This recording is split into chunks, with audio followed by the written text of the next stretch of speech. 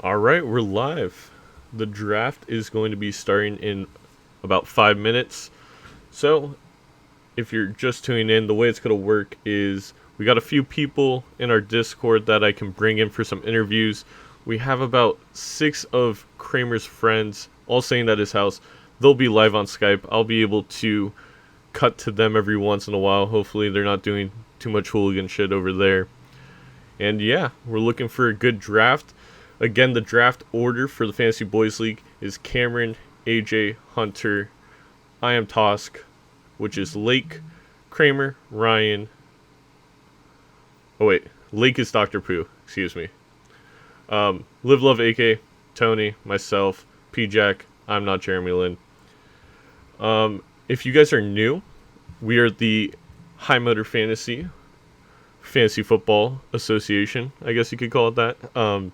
This is the Fantasy Boys League. This is what was created for you. It's basically our main YouTube league. We wanted to create a YouTube league where we were able to show off how we play and, make it an entertaining experience. We're going to treat it almost like a Let's Play on YouTube, where every week we'll be updating you guys about the league. We'll be highlighting the best trash talk, the best waiver wire pickups, the trades. You'll be able to follow along the entire time. And hopefully that is something you guys will enjoy. This live draft was an idea of mine to get this thing started with a bang.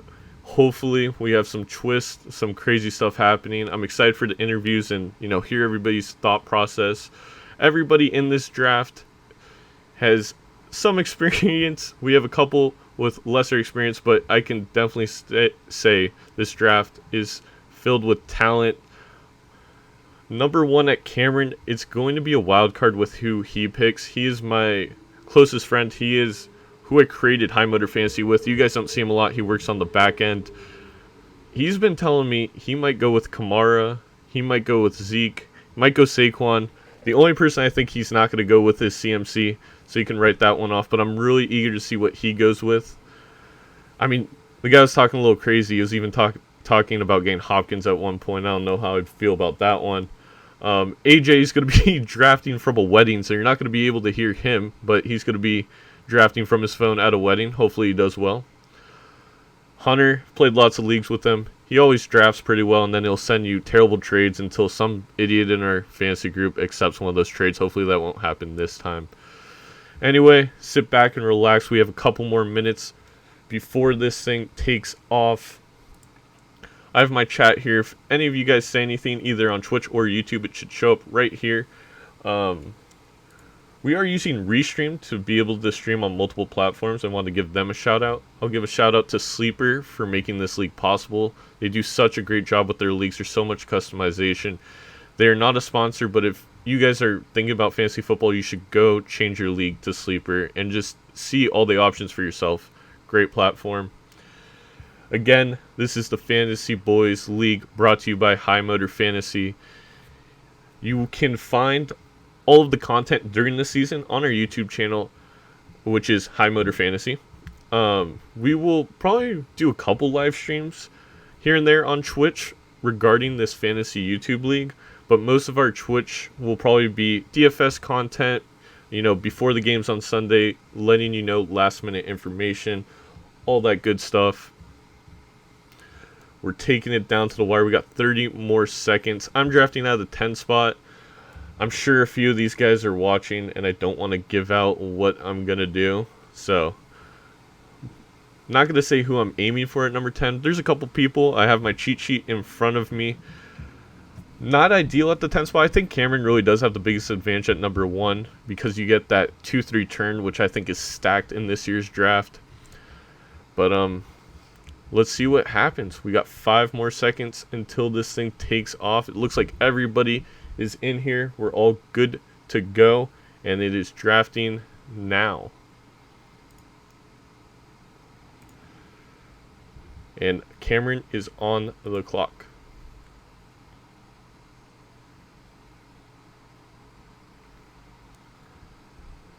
I guess there's not much to say. Again, I think he might go Kamara, he might go Barkley.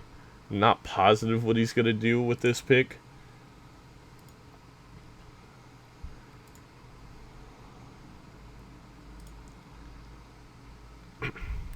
once he makes a pick, there'll be more to talk about. It is exciting. There are trades in this league. I didn't mention that he could possibly be looking to make a trade. That is something, again, that Sleeper allows for. And he went with Alvin Kamara. So not a trade indeed. But he goes AK, number 1. The New Orleans Saints running back. I personally would go Saquon with that pick. Alvin Kamara, not a terrible one. We saw what he could do without Mark Ingram there last year in the first 4 games. He was above and away the best running back in the league, especially for fantasy purposes. However, Murray is there. We'll see how he goes. So far, Cameron's going to start off his team with Alvin Kamara. Again, he gets that 2-3 turn in the second and third rounds. AJ, drafting from the wedding, undercover. Hopefully his girlfriend doesn't find out. And he does exactly what I would expect from him in Saquon Barkley. Really makes a lot of sense with Alvin Kamara going number 1. I'm actually going to see if we can get Cameron in here really quick for just a little take on why he went Alvin Kamara. I'm very curious to see what Hunter does here. I could see CMC, I could see Zeke, maybe even an early Hopkins pick. You know, those 4 running backs were looking very solid, but with Zeke's holdout, some people are worried about CMC. You know, another year of 300-plus touches could be hard. Could be hard on his body. He did have some injury concerns in Stanford, but he does go with CMC. Zeke does slip due to that holdout. I think Zeke would be number 1 if it wasn't for that fact. I am Tosk here. Somebody I'm not familiar with, so this was a brand new. Have no idea how he's going to draft. We're going to have to see what he goes with here. I have no inkling. I would go Zeke, but you just never know.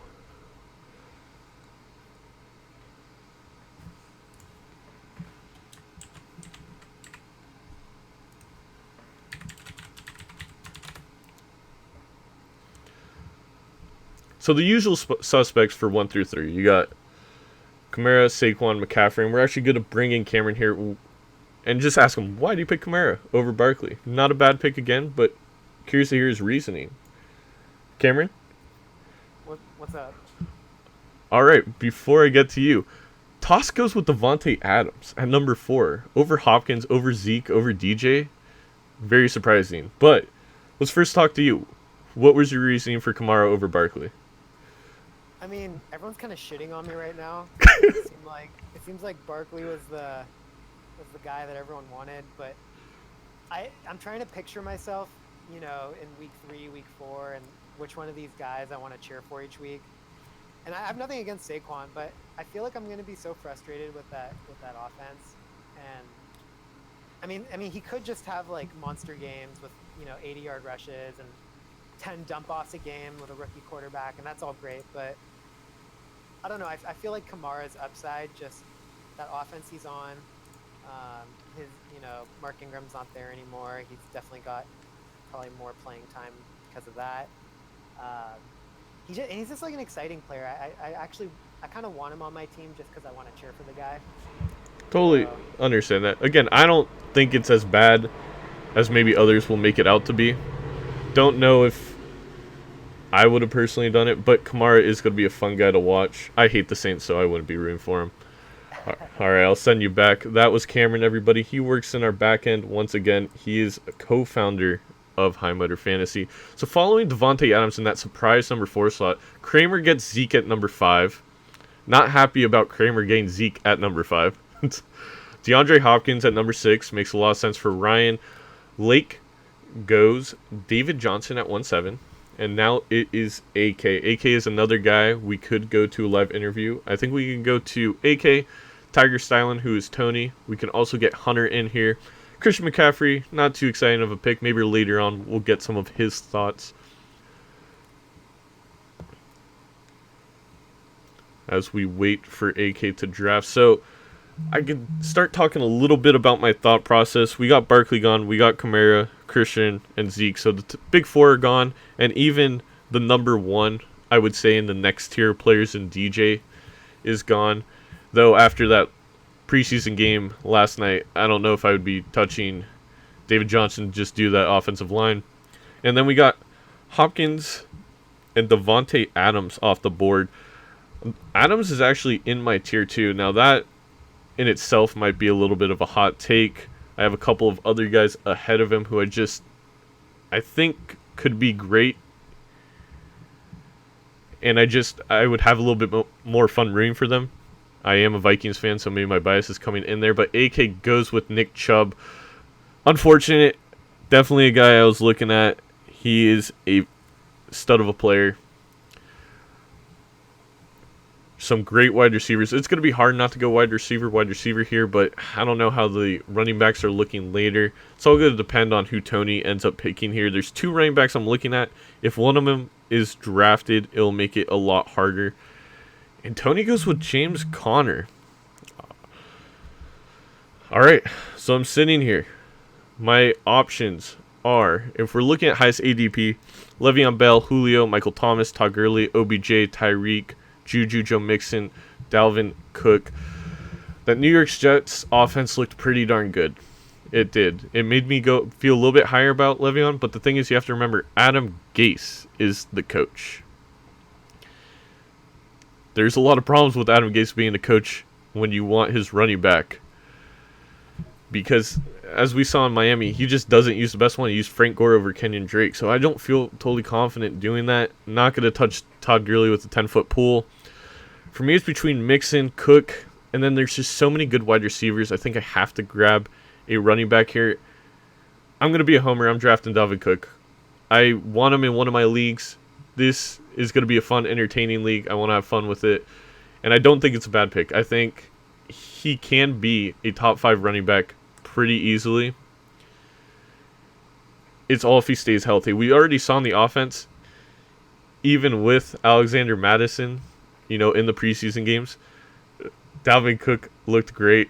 And we see Hunter and some people with some interesting reactions. You will be able to see the chat. I just brought it up. I left it down for a little bit as we started off the draft. We will be following it from now on. Get some funny commentary from everybody put in there. Juju Smith-Schuster follows. But again, all right, to defend my Dalvin Cook pick, when he plays, he's a running back 1. There's no question about that. The only other guy I would have chosen there is Joe Mixon. The offensive line is falling apart every single day, and Andy Dalton looks horrific. That is my biggest worry. I don't think Joe Mixon's, the kind of guy that can literally carry an offense like Saquon if it's terrible. I know Minnesota's offense is better this year with the O-line, with Kirk Cousins year 2. Doing a lot of defending my pick. Let's move on. Juju Smith-Schuster. He's the 3rd wide receiver off the board. He's my wide receiver 2.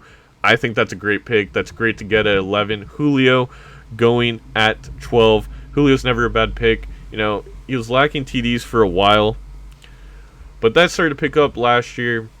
He's constantly plays through everything. Great guy. Le'Veon goes off the board. Again, I just don't want to be on that ride if Adam Gase isn't committed to Le'Veon. And I know that sounds crazy, but it's Adam Gase. And it is the Jets' offense. Their offensive line, according to PFF, was ranked 28th last year. It wasn't good. It looks improved. But again, this is preseason. We've only seen 2 weeks of preseason. It's a pretty early draft. It was the only way we could get everybody together because Kramer has a honeymoon and he's going to Africa. So you can thank him for drafting, preseason week 2. Hopefully there's a breaking news while we draft. And breaking, I mean someone getting hurt. P-Jack going with Todd Gurley. I think it's a risky pick. I'm not going to say it's a bad pick whatsoever. So I got Dalvin Cook. There's some good wide receivers on the board. We got Michael Thomas, OBJ, Tyreek Hill. Joe Mixon is still there at running back. I'm looking down at when I draft again at who's going to be there, if I like the wide receivers there. Michael Thomas is very high up on my board. So is OBJ. So is Tyreek Hill. Tyreek Hill worries me. You know what? I think I'm going to solidify my running backs. And I know it's just talking about how worried I was. Oh, I want to select Joe Mixon, but I don't know if I'm going to. Travis Kelce's there. He's undoubtedly going to be the tight end 1 this year as long as he's healthy. I like Mike Evans, but Michael Thomas is sitting right there. OBJ, Tyreek Hill. It's a long wait for another running back, and I don't know if they're going to be great. I am going to go with Joe Mixon here. I'm going to solidify the running back position. Worried about Andy Dalton, worried about that offensive line, but in the second round, my second running back, I'm okay with it. I think he'll play well enough. Those running backs give me a very solid floor, I think, every single week. And I think you get good wide receivers later. Tony immediately grabs Michael Thomas. He's the guy I would have picked if I didn't pick Joe Mixon. But I'm just, there's some good late round running back value, I think, now. But those are always, in a way, lottery tickets. You never know what you're going to get. I'll just say, I was thinking maybe I get Chris Carson later, but knowing Kramer and all his friends and their Seahawks homerism, I highly doubt I get an opportunity to draft Carson where I would want to draft him, so that's not going to be it. Ryan says he missed the memo about going running back heavy. I mean, I'm the only one with 2 running backs so far. P-Jack and Jeremy Lin both go wide receiver running back. Tony goes wide receiver running back. AK goes carry on. Little insight, almost reached for carry on there at the 2-3. But I talked myself out of it. There still is a few question marks, especially on that Detroit Lions team. And we saw Joe Mixon last year. He was solid. I'm not worried about it. I'm actually going to ask AK if he would like to join in here. I haven't spoken to AK before. He is AJ's friend. But I'd love to talk to him about carry on, because I almost made that pick too. So I don't think it's as far as a stretch as maybe people would make it out to be. We see OBJ go off the board. If he stays healthy in Cleveland, he's going to be a monster. All right, so we're going to bring AK in here. Welcome, AK. How are you? Hey, man, how's it going? So, carry on at 2-5. Oh, it seems like we might have lost AK. He's deafened and muted. Oh no, that happened.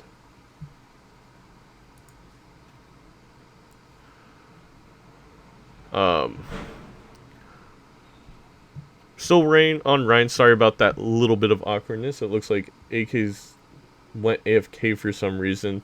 Discord might have weirded out for a second there. So Ryan, let's talk about how everyone's going running back heavy. He's got DeAndre Hopkins. Would he dare go wide receiver? I mean, Tyreek Hill's staring at him in the face, and then, he goes a little camera shy with... Sorry, was reading the Discord. That didn't make any sense. Let's get AK in here. AK, you there? Yeah. All right. So how do you feel about carry on? Why him over, Damian Williams, over Tyreek Hill, OBJ at that spot? Yeah, so I'm vexed this year. I think there's a pretty big gap between the top, and then everybody else. I think I can get a couple good wide receivers a little bit later, round 3 to 5. Williams, he had a pretty solid end of year last year, but I just think carry on has just so much upside potential, especially with Riddick gone, that both those guys, I think, a little bit high risk, high reward, but looking for some. No, I completely understand that. As I was saying to the stream, I almost went carry on over Joe Mixon. I'm really high on him, especially with Riddick gone. I think it's solidified he's getting the passing game. Nice meeting you. We might bring you in here again, and I'm forward to playing against you in this league. Great. So that was AK, everybody. In the meantime, Damian went off the board with Ryan. Then Kramer goes Travis Kelce. Kind of saw that one coming. He was calling it. But now, I mean, he's got Zeke and Kelce. He's got possibly the number 1 at 2 different positions. That's always, it's always an advantage when you may have every single week have an advantage at 2 different positions. Especially in a 12-team league, having that Travis Kelce pick, I mean, the only times he may not have a huge advantage is against teams with Kittle and Ertz. And even then, I think Kelce's basically a top wide receiver at this point in that Kansas City offense. We see Toss going with the Devontae Adams, Antonio Brown stack. Now that is interesting. Devontae Adams, great wide receiver. Don't get me wrong. I think it's a little bit of a stretch to go him over Zeke. Antonio Brown, great pick. He is my number 4 wide receiver overall. I think this year he's going to be top 5 again. I think he may even be number 1. Derek Carr is underrated as a QB. People like to hate on Gruden. I think Hard Knocks made a bigger deal out of what was happening than in what it was. I'm super high on Brown. That is a scary wide receiver stack. Antonio Brown, Devontae Adams. He may have 2 top 5 wide receivers right there. Back to Hunter, who had CMC. After this pick, we may bring him in. We'll see what's going on. We see AJ commenting how he's the worst wedding guest of all time. I would tend to agree with the fact that he is live streaming, or he's the best. You know?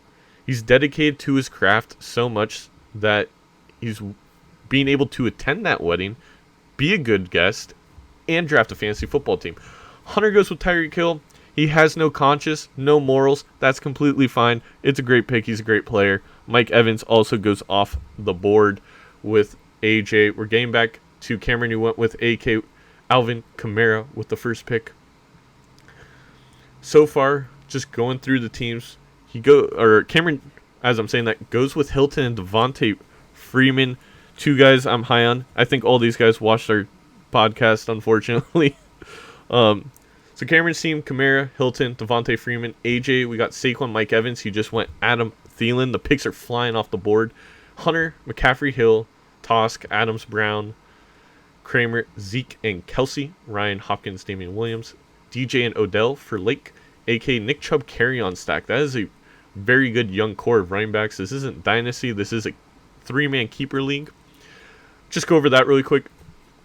This is a keeper league in which you keep the player at which the round he was drafted in, and the penalty every additional year is plus 1 round. So if you wanted to keep carrying on Chubb, those would be first and second round keepers.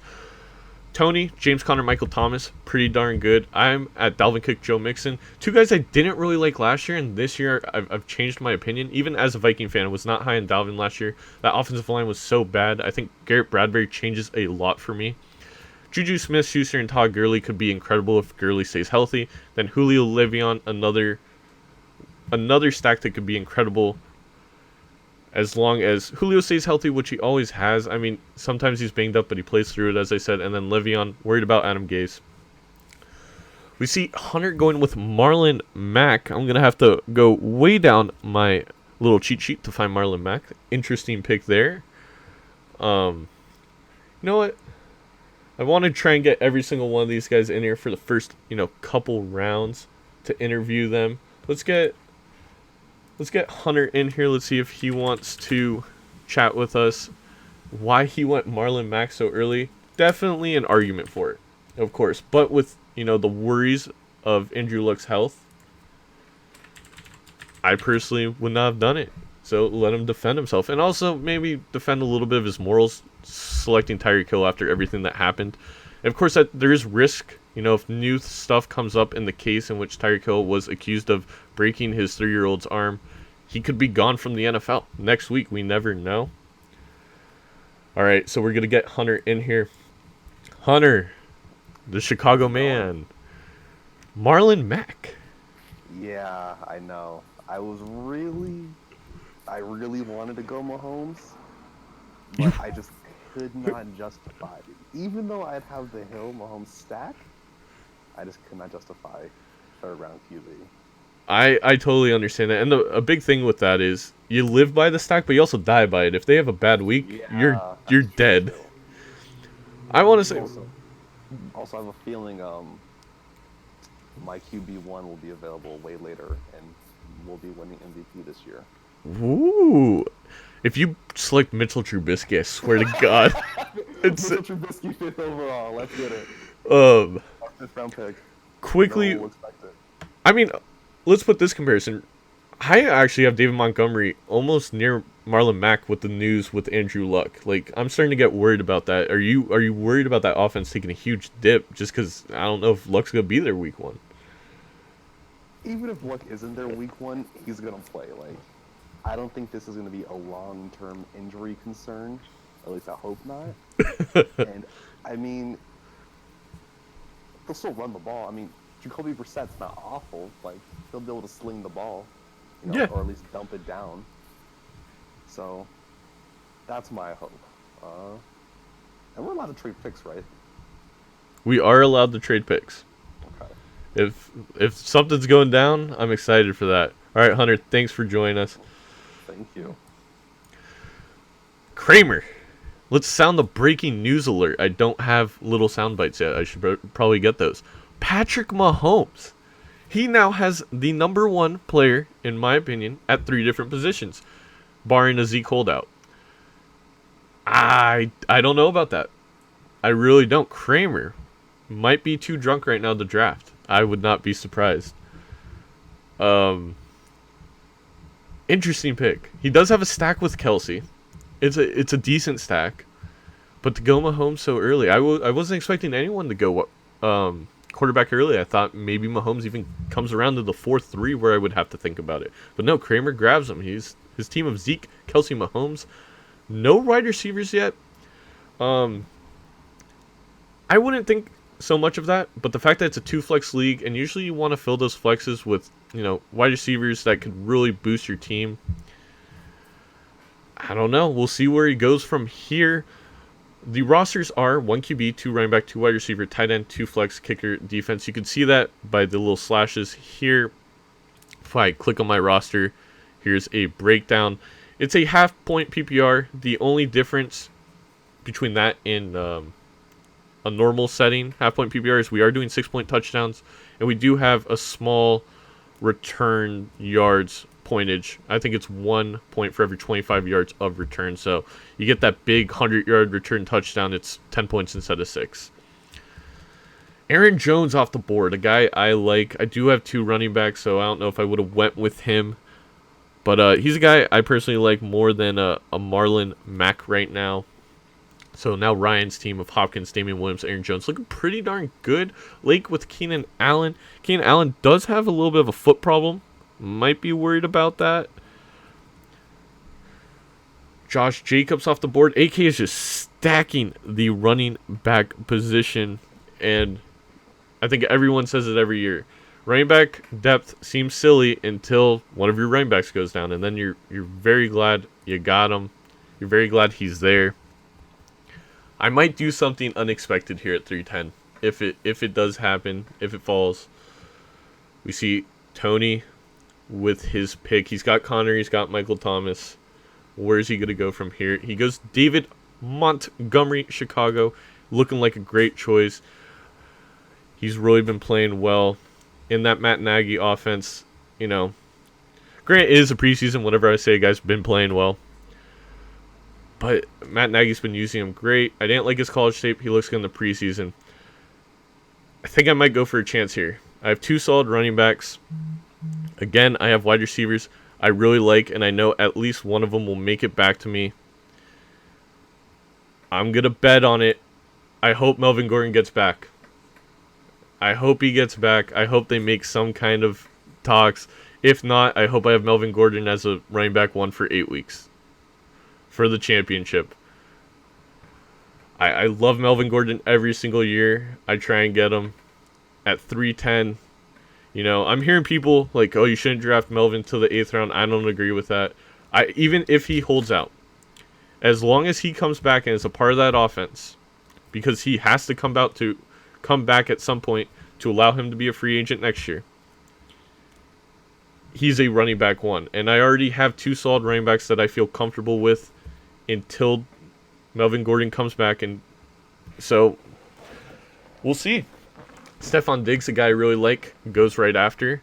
So hopefully the other guys I'm really high on are still coming back around. P-Jack with the Juju, Todd Gurley, Stephon Diggs. Solid team. I mean, the first 3 rounds, every team looks pretty good. I mean, I would say Kramer, my co-host, is the only team I'm a little skeptical about. Zeke with the holdout. Kelsey and Mahomes. I mean, I know I got Melvin Gordon, and he is in a much worse position when it comes to the chances of him actually missing time when it comes to games. But I also drafted him in the 3rd round. So, we're seeing what I am not Jeremy Lin is going to do at this turn. Julio Le'Veon Bell, again, is his team. I imagine he goes wide receiver, running back here. I'm pretty sure he's also a Seahawks fan, so I think Chris Carson may go off the board right here. Never know what's going to happen. George Kittle and Brandon Cooks. Interesting. I'm actually not a huge fan of Brandon Cooks this year. I'm a little bit worried of some regression for that LA Rams offense, and I think when the regression hits, the one guy I would be most worried about is Cooks because he relies on that long ball. He's not as safe as a Woods, as a Cup. Kittle, I have him over Ertz, actually. I think Kittle's going to be great. I think that's a solid pick. You're basically getting a borderline wide receiver 2 in Kittle at the tight end position, which with how the tight end landscape is right now, it's going to be an advantage. Again, Kelsey, far and away the number 1, but Kittle, I think, is right there at number 2. We see P-Jack going with Chris Carson. That makes a lot of sense. I'm going to go here with a guy I think has a very good chance of being a wide receiver 1 in Robert Woods. Singing a little bit of Julian Edelman, but you know who's back? Our Lord and Savior Josh Gordon. Don't know how much that's going to affect Julian Edelman's targets, but Julian Edelman is never healthy. I don't trust him. If this was full PPR, may have a little bit different of a take. I may. But it's not. It's half PPR. Feel more comfortable with Robert Woods. Wrap that up. After Tony goes with this pick, I'll think about getting him in. Talk a little bit about that David Montgomery selection. And whatever he goes with here.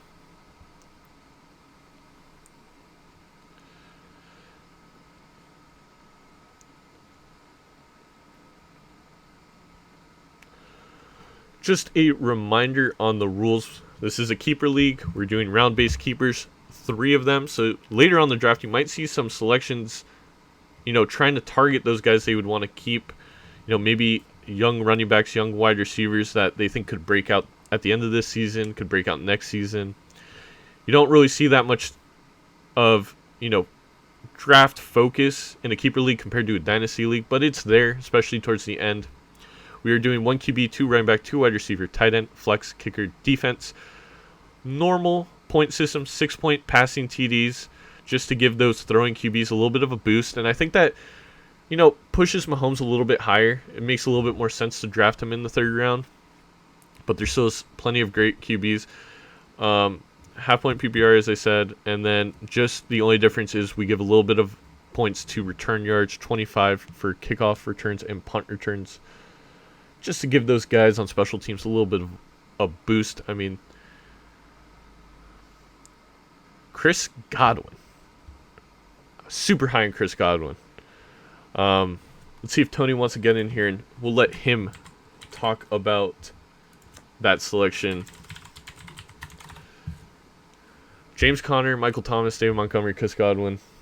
Solid lineup. I think Chris Godwin very much. I think there's room for 2 wide receiver 1s in that Bruce Arians, Jameis Winston led offense. So we're going to bring Tony in here. Tony. What's up? Chris Godwin and David Montgomery. Oh, well, David Montgomery was just because it's a keeper league, so That's next year he'll probably be pretty good. That's a great point. I was just talking about keepers, and I didn't think about that. David Montgomery could very well be worth a first-round keeper, and you're getting him in the 3rd. I could see that really paying off. And then Chris Godwin. I'm super high on Chris Godwin. How do you feel about Jameis Winston and Bruce Arians?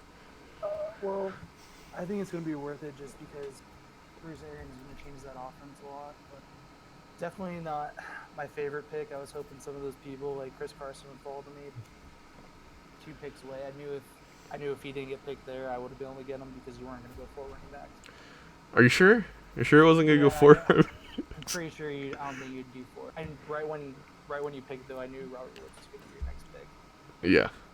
That was a little obvious. Yeah, that was the Chris Carson pick, really. The only other person I was looking at was Tevin Coleman, and I just don't. You don't trust it? Not a 4th pick. Yeah. I can totally see that. All right. Thank you, Tony. That is my cousin, the man who got me into fantasy football. We'll hear from these guys, I'm sure, later in the draft. Kramer has now joined the Discord. I don't think the whole Skype thing is going to work out, so we may interview a few of, Kramer's friends and brother through Kramer's Discord. I'll message him about that. We wanted to give you a live video feed, but I would have to do it through Skype because I can't be in the Discord call and be on my Discord server all at the same time. It's a little rough. AJ wanted to get in an interview really quick there while he had time. I'm not sure if he still does. I'll message him really quick. He is at a wedding. I'm not sure if he went to the bathroom to try and get an interview. The man's crazy about fantasy football.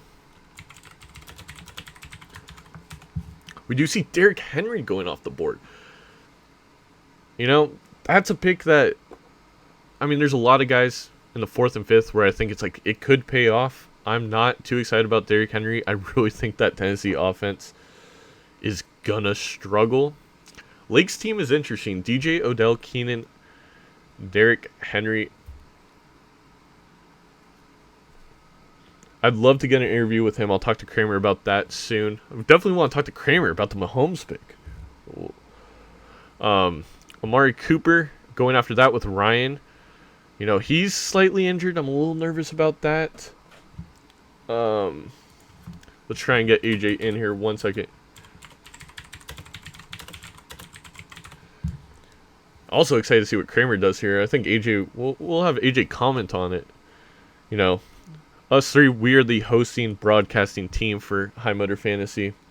And here we go. We're going to bring AJ in. AJ, our good friend. Yo, what's going on, Matt? How's it going? How's the wedding? Let's ask about that first. The wedding is crazy. Right now, I just stepped out in the middle of a belly dancer solo performance. It was, in a word, it was lit. We have drums. It is insane. It's very, very cool. All right, so you're about to pick. So I say let's talk about Kramer for a second, our fellow co-host. Going Zeke with a holdout. Kelsey, I love the pick, to be honest, but, tight end early is a little risky. Then he goes QB early after going tight end early. Then he drafts A.J. Green, who's not going to play for 6 weeks. How do you... You must have some news on A.J. Green that we don't know about, or he knows that A.J. Green is taking something off the magic beanstalk that we don't know about, or he is just feeling really, really good right now. And there's just another part of Kramer that's drafted for him. I can understand the Kelsey Mahomes stack. Stacks are kind of appealing, especially when you have one as sexy as that. It's fun to watch too.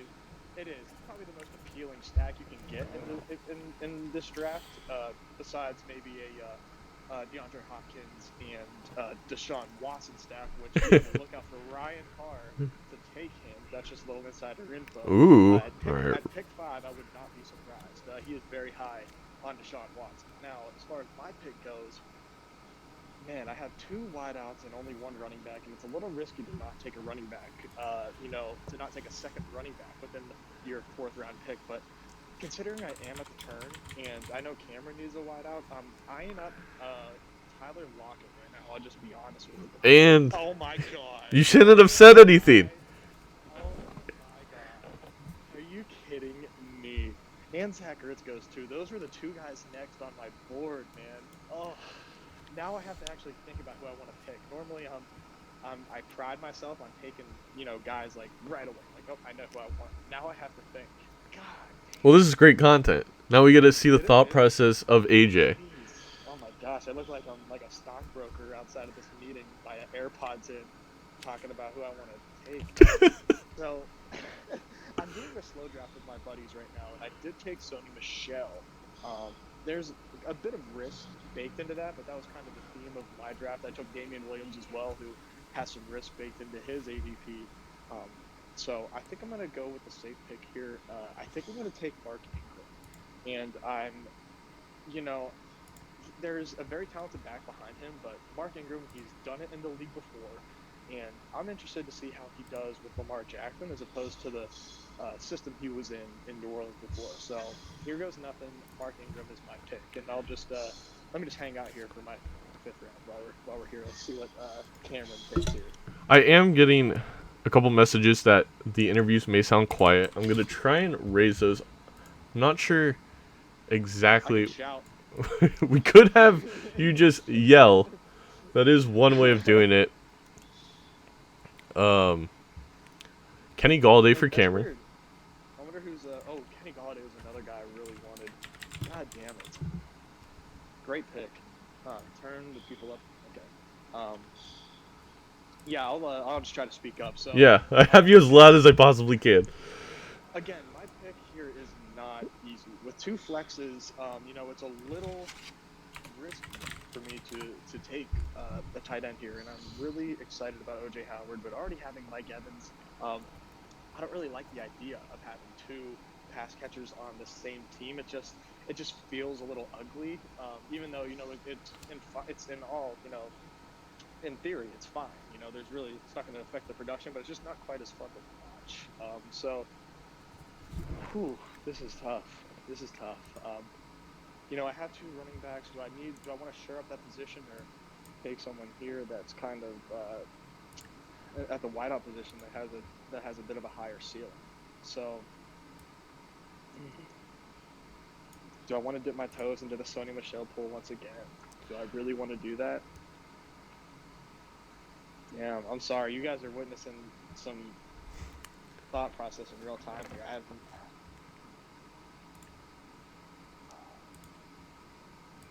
This isn't easy, man. This draft is really, really interesting. It's not gone the way I thought, but it's still just as hard Not at because it's still the same players, just not where I thought they were gonna go, like land in Right. the slots. Right, exactly. So I'm gonna go ahead and I'm gonna take Sony Michel. I'm gonna Not a bad take pick. that risk. I mean, the upside there for a 5th-round pick is insane. So I think the upside is you literally have a top 5 RB if he actually does get pass catching, like Belichick's saying. right. I mean, just check out the way that the Patriots running backs have performed in the past. I mean, there's no doubting that the ceiling is the roof, as Michael Jordan would say. And I think the addition of Josh Gordon absolutely helps Sony. So All right, thank you, thanks for having me AJ. on, dude. Try and fix the volume for interviews. Go into settings in my OBS and just try and raise that volume just a bit. It is as loud as I can put it for now. Alright, so in the meantime, let's talk a little bit about those picks. Cameron's team now is Kamara, Hilton, Freeman, Kenny Galladay, Tyler Boyd. I like this team up to Freeman. Not a big fan of Kenny Galladay. Not a big fan of Tyler Boyd. Don't think we've seen the Red Rocket playing that well down in Cincinnati. I mentioned that earlier. I do have Joe Mixon. Luckily, Joe Mixon can rush the ball and does not have to rely on Andy Dalton for the passing. You just heard from AJ. Hopefully you heard some of it. You might have not really heard from AJ. But basically, Ingram, Sony Michel, he loves Sony Michel's upside. He was excited to see what Ingram's going to do in Baltimore. I will say that running game looked great in Baltimore.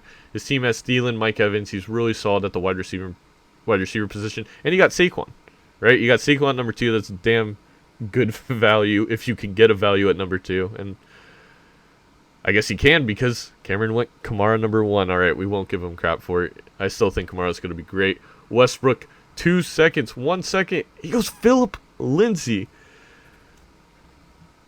I'm not liking Hunter's draft, I'll be honest. I'm not a huge fan of Philip Lindsay this year. I really think Royce Freeman's going to get more involved, but we'll see. I could be completely and utterly wrong about that. This is around his ADP, so it's not crazy. You see Toss going with Baker Mayfield, one of my favorites. Great player. Still a little bit high for a QB for me personally in the 5th round. He doesn't have a stack with it. It's very interesting, Toss team. Mayfield, great player. Ertz, great player. Antonio Brown's Adams. He's stacked at everywhere. And then he has Fournette as his only running back. So we're seeing, I would argue, a variation on the no running back situation because you might not have any the way Fournette plays.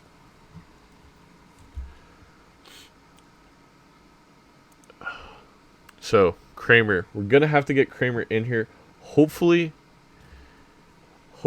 you guys will be able to hear him. I'll check on that We'll see who he picks first, and then I'll invite him in here for a little interview. Talk about his team that currently has no wide receivers for the first 6 weeks. Cooper Kupp. Saw that coming. Cooper Kupp, super high on. I honestly would grab Cooper Kupp, even though I have Woods. I think he's going to have a monster year. And, that is a good wide receiver to have while you wait for A.J. Green to come back. Let's ask Kramer if he is ready.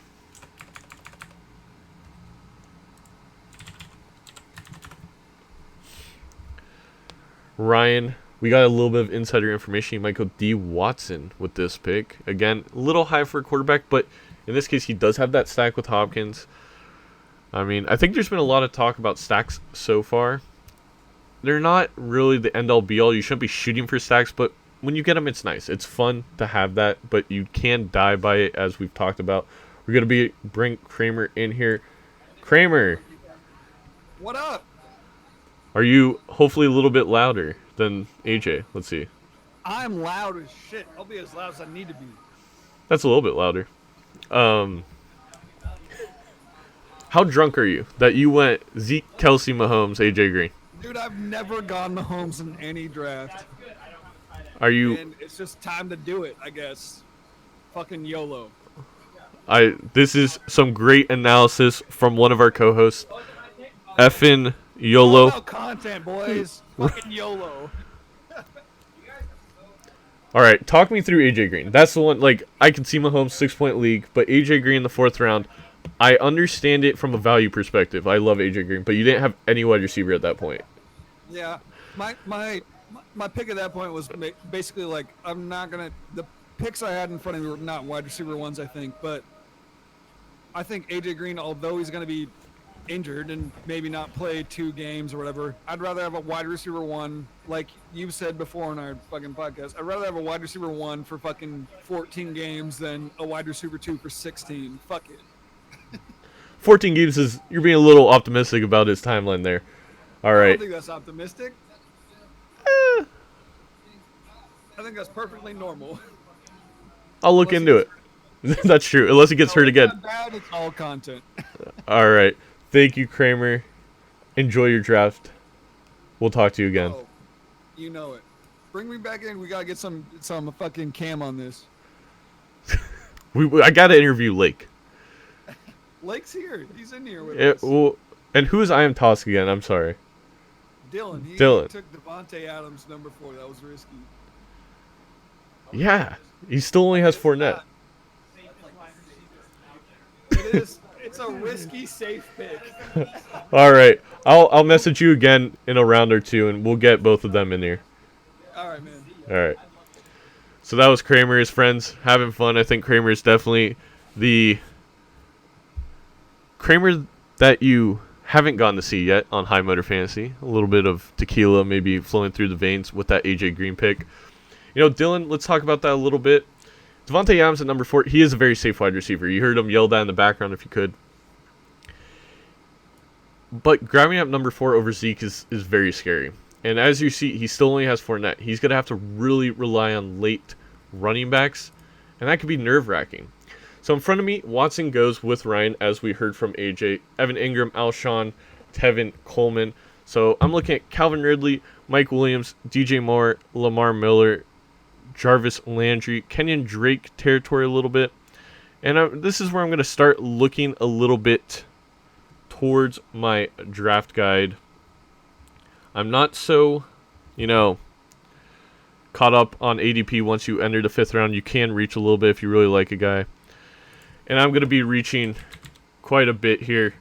We're going with Flash, Gordon, New England.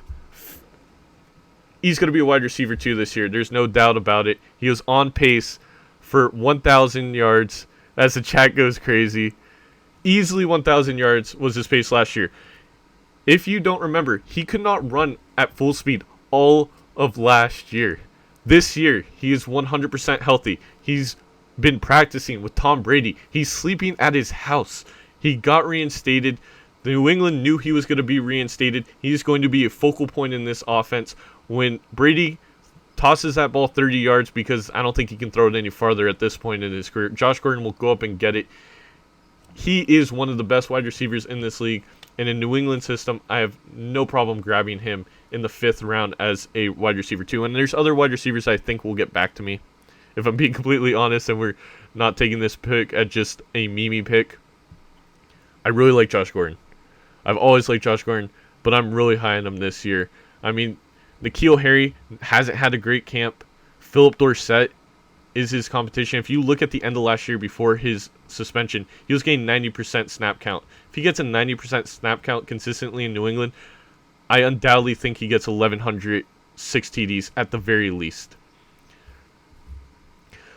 All right, Calvin Ridley follows that. He was a guy I was kind of looking at, like him.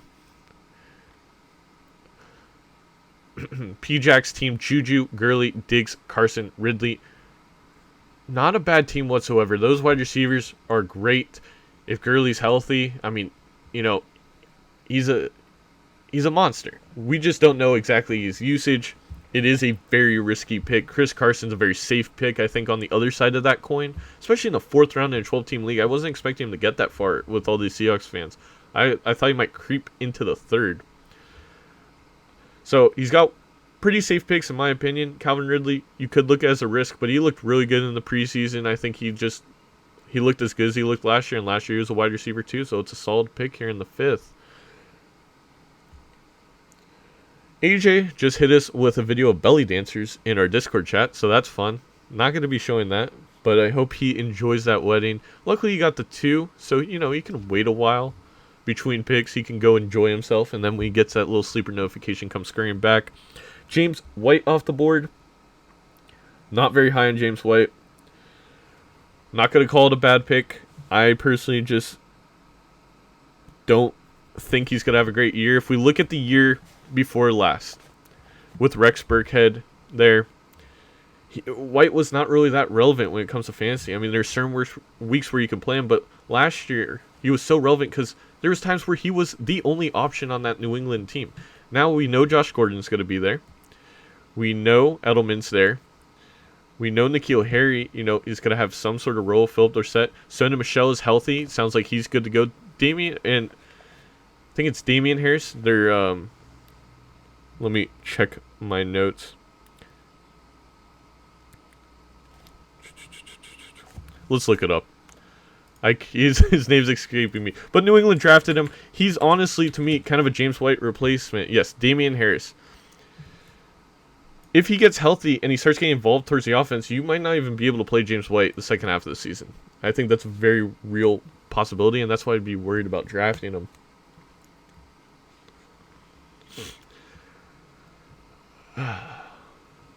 Hopefully you guys were able to hear Kramer during that little bit. Let me ask my chat.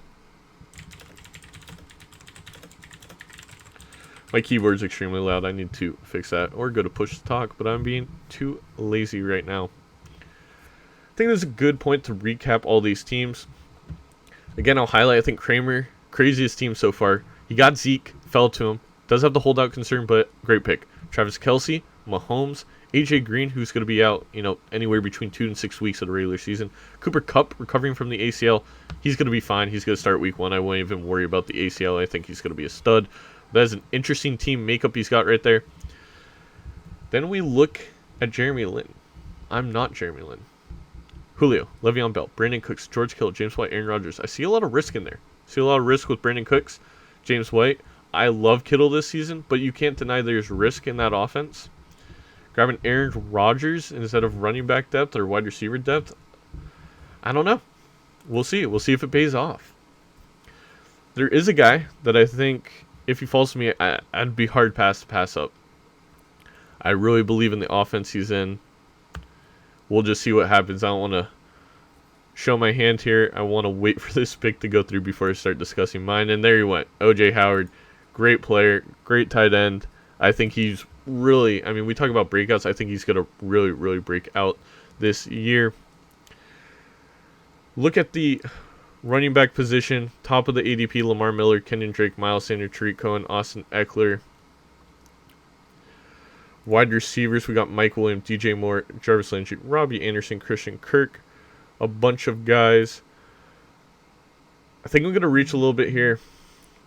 and have guaranteed production through LA and grab Austin Eckler. This way, until Melvin Gordon comes back, I can play Austin Eckler every single week, and I think Austin Eckler is a fine flex play. When Melvin Gordon comes back, he's going to be in my roster, obviously. He's going to be a running back 1, so until then, Austin Eckler, I think I had to kind of want to solidify that. It makes me feel better about my Melvin Gordon pick, knowing I'm going to be getting some kind of production. Kenyon Drake, one of the guys I absolutely freaking love. I don't know if he's still a value at 6 due to his injury. Tony believes in him. He's going running back heavy. He's got James Conner, David Montgomery, Tevin Coleman, Kenyon Drake. I mean, he's got solid running backs. And, Godwin Thomas, he's very confident in, and I would be too. So he's not worried about that wide receiver position at all. Can understand why he's going running back depth. I mean, I'm in the same boat. I only have 2 wide receivers, and I probably would take his pairing of Michael Thomas and Chris Godwin over Robert Woods and Josh Gordon.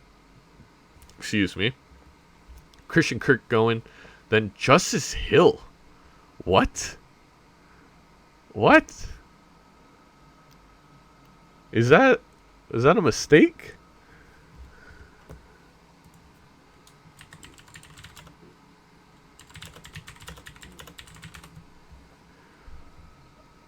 If that is a mistake, they are allowed to repick, because that's crazy. Justice Hill this high?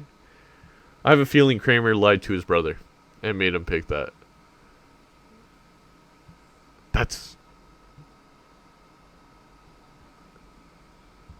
I'm speechless. My commentary is stopped because I'm speechless. Justice Hill. Currently the 3rd running back for Baltimore. He has Gus Edwards and Mark Ingram, 2 very good and smart healthy running backs in front of him. So in the 6th round, Lake just drafted a running back 3 on a team that basically has actually 3 running backs in front of him, because Lamar Jackson is basically a running back.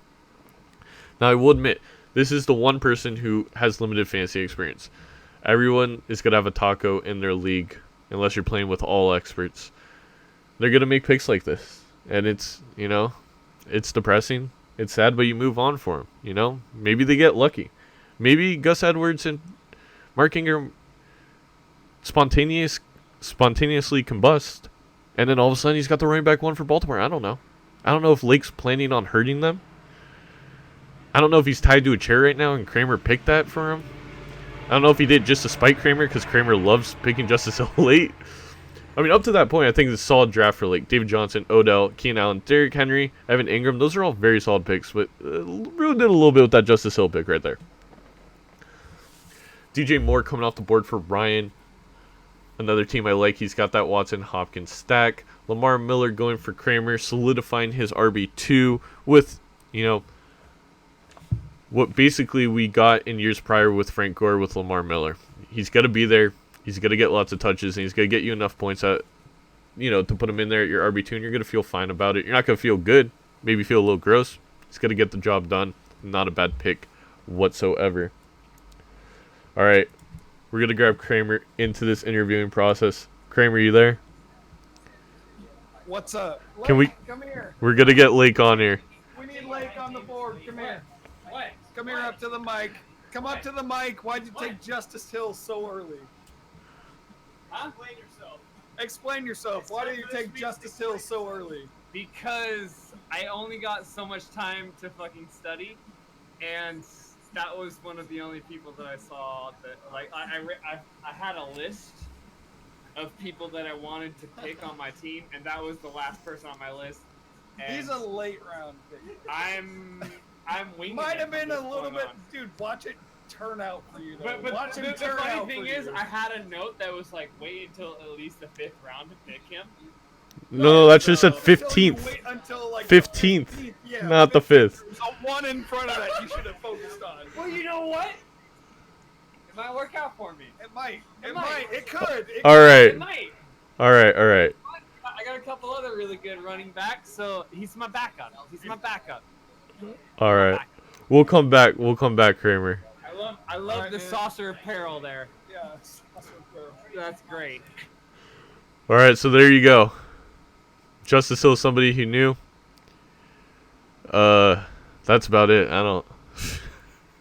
I guarantee you Kramer's been talking his ear off about Justice Hill. Blame his brother. Blame Kramer for having our resident taco making that pick.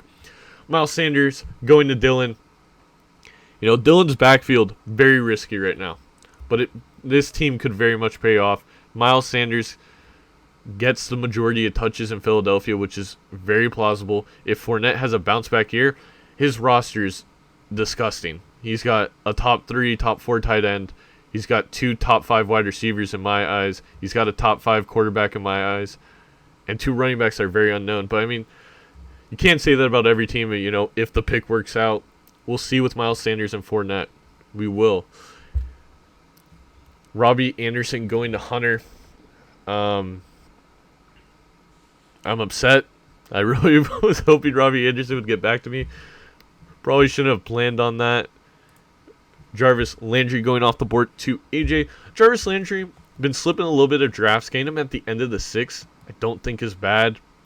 You know, people really, they see OBJ, they see the shiny new toy, and they're like, oh, you know, why am I going to draft Jarvis? He gets lots of low air yard targets.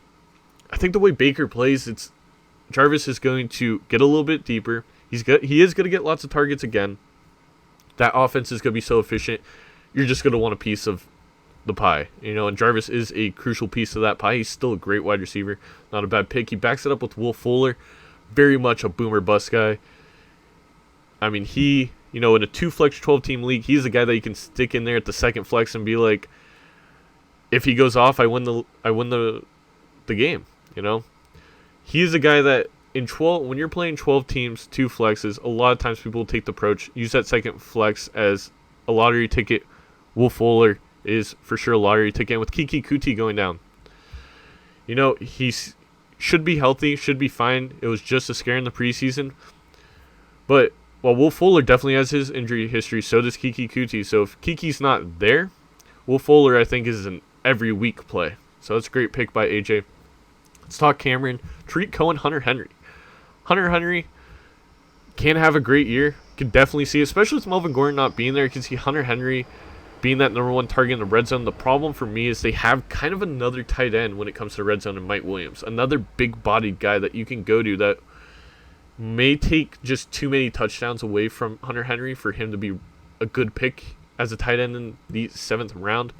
Tariq Cohen, he's going to be that gadget player for Matt Nagy. I think that's going to be valuable.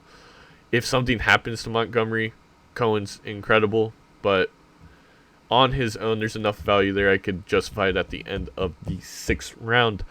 We are 2 picks into the 7th round here. We've got quite a few more to go. We each get 16 players. Man, the first draft of the season. You love fantasy football. Hunter Westbrook, up to bat. Where's he going to go? Team of McCaffrey, Hill, Marlon Mack, Lockett, Philip Lindsay, Robbie Anderson. The Bears homer pick. Allen Robinson. Dylan falling up immediately with Mike Williams, which I was going to grab Mike Williams, so I understand why that was such a fast click for him. Allen Robinson, you know, at one point, 1,400 yards. He's been riddled with injuries, and it's going to come down. Can Trubisky be good enough to get Allen Robinson the ball? I mean, that's what it's going to come down to. Is he going to be accurate enough to get Allen Robinson the high-value targets that you need? You know, gain him all the way in the 7th. I'm really starting to understand the value of him at this point. I mean, he's a 4th wide receiver for Hunter, and he has a very real chance of being in that wide receiver 2 territory.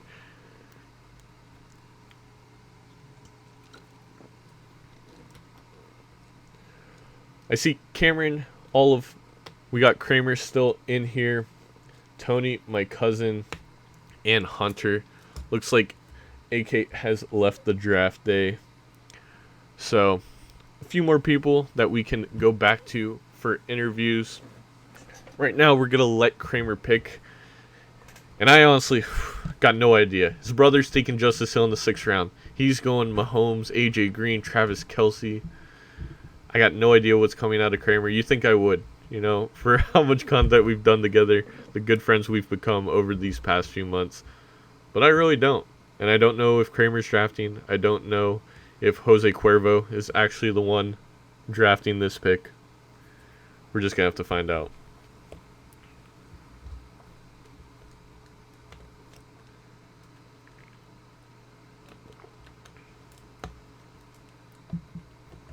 $14 left. He's really milking this one. You know, I think he understands my voice is getting a little bit tired. He's going to take every last second he can to make this decision. He goes Latavius Murray. So the backup in New Orleans. You know, it'd make Cameron's day if that pick becomes irrelevant, because that means Kamara is going absolutely nuts, and that first overall pick makes a lot of sense. But Murray, he is a guy that when you need 3 yards, he's going to get you 3 yards. When you need 10 yards, he'll get you 3 yards kind of player. I think his pass catching ability is slightly underrated. It's still not good, but people act like he totally can't catch the ball, which is, I think, false. There's value to be had in New Orleans. They constantly, the past, I think, 3 or 4 years, have been the number 1 rushing offense. And that's with Drew Brees at the helm. And that's partly due to the fact that Drew Brees commands respect as a good quarterback, that they can't just stack the box. I do think Kamara is still going to get all the red zone work, so I don't know how much I love that Murray pick. See Vance McDonald go off the board, someone I really, really liked, but I probably would have waited till the 8th round to even think about grabbing him, so not too worried about that. There's still one guy that I think will slip for quite a while that I really, really like at the tight end position. So Ryan's team: Hopkins, Damian Williams, Aaron Jones, Amari Cooper, Watson, DJ Moore, Vance McDonald. Very solid. He's got a good QB. Now, going early QB always can be a little bit of a worry, but I think he's got a pretty good roster. The only thing he's lacking is that running back depth. We all know Damian Williams was in a little bit of hot water. Aaron Jones constantly gets injured, so running back depth is probably going to be a priority for Ryan going forward. Lake going with Dante Pettis, not a bad pick whatsoever. I am no longer very high on Dante Pettis. He's almost off my draft board from being, a breakout candidate to I think he's going to be a full-on bust, just based off of the news coming out of San Francisco. But it sure is a lot better of a pick than Justice freaking Hill. I'm going to change his name in our Discord chat and just nickname him Justice Hill. AK going with Matt Ryan, number 4. There's a lot of QBs I would have taken over Matt Ryan. Matt Ryan is actually my 15th QB overall. I know he finished number 2 last year, but the defense is way improved. And you have to understand they're not going to be playing shootouts every single game. Don't think Matt Ryan's going to retain that, number 2 QB status. And drafting him in the 7th round, I think he could have waited quite a bit to get him. This team is Chubb, Carrion, Josh Jacobs, Julian Edelman, Alshon Jeffrey, Christian Kirk. Not a bad roster. We have Tony picking in front of me. He's probably going to pick a guy I want, knowing him, but we'll see what happens. He's got 44 seconds left. Geronimo Allison. Early for the Allison bomb. I'm personally a little bit higher on Marquez Valdez-Scantling. Not going to fault him for that pick whatsoever. I'm going to immediately go with my boy Sammy Watkins. With the amount of offense that's produced in Kansas City, I think Watkins, as long as he stays healthy, he's no problem being a wide receiver 2. If anything comes out about Tyreek Hill, Watkins is immediately in wide receiver 1 talks, in my opinion. If Tyreek Hill is not on the field, Watkins is not a bad wide receiver. If he is on the field and Tyreek is not, I feel very confident about my team all of a sudden. But even without the ifs, I think by himself in a bubble, Sammy Watkins is going to be wide receiver 2 or 3 territory. I need wide receiver depth. Feeling good about that pick. Rashad Penny follows. So interesting. P-Jack going with the Rashad Penny, Chris Carson stack. Now that's always interesting. You don't necessarily want to play 2 running backs from the same team at the same time. It is kind of like a handcuff, but it is a very... he gave up a lot to get that handcuff. So at this point, you kind of want to flex the guy you're picking in the 7th round. Don't know what his exact idea is. I might get Kramer in here. We might get a little bit of an interview. Just talk through that pick. Not doubting him. I'm just curious his thought process. We see Jared Cook, a guy who could have a monster year in New Orleans, following. Let's see who else goes at the turn. That's Interesting. The Kittle, Jared Cook, 2 tight ends. I don't know what's going on in that Kramer's household. This draft is getting weird over there.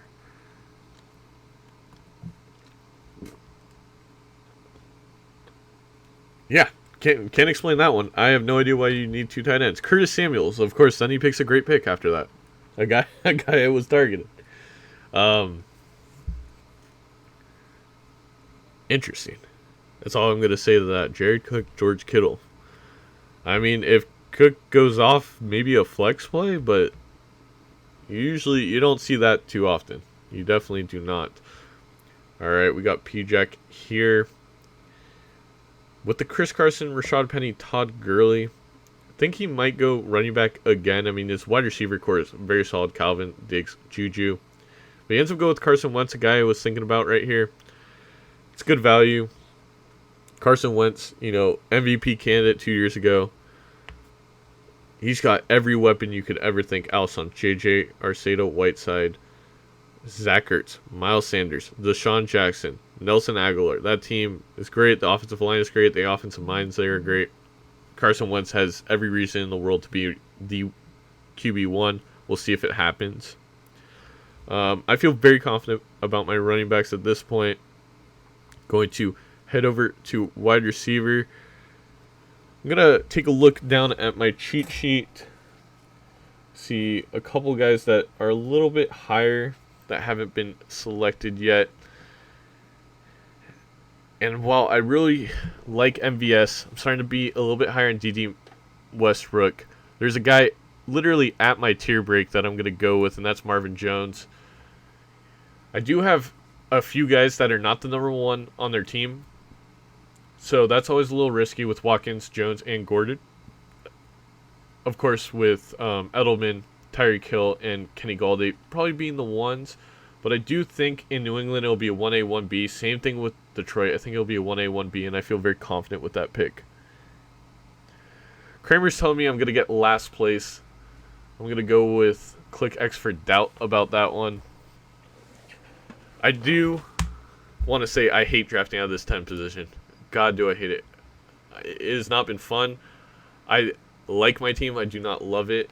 I think once that Nick Chubb pick happened at AK, wasn't too happy about what was left. But I think I'm going to salvage today. I think my wide receivers will work out. We see Tony going with Darius Guice. Now, I think that's more of a second half pick. Darius Guice, again, this is a keeper league. We have to kind of remind ourselves of that. Darius Guice could be, an 8th round keeper for a guy that may be going in the first 3 rounds next year. One more year on Adrian Pearson, he's probably going to be gone. A healthy Darius Guice, and I think Guice is an absolute stud. Another year for that offense to mature in Washington under Dwayne Haskins. Not a bad pick there, especially looking towards the future. So Kramer says every single player on my team is going to tear his ACL. I don't know about that.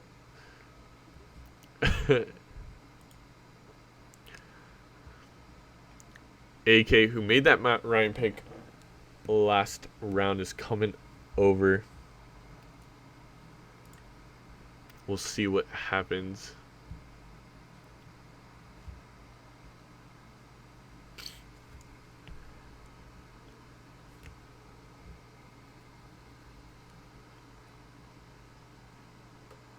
Really milking the clock again. Ronald Jones the second. Hey, if you really believe in that Tampa Bay offense, I still wouldn't choose Ronald Jones personally, but I could see it. I am much higher on Pam Barber. I don't think either of them are good. I think Pam Barber is slightly less sucky. And I do think there's going to be value there for Bruce Arians, who loves using his running backs, but he also loves passing to them. And Ronald Jones can't catch the football. He was a lot like me in high school. Great player, can't catch the football. Except he's a lot more talented than I am at pretty much everything else when it comes to football. But still, we do share that in common. We could not catch very well.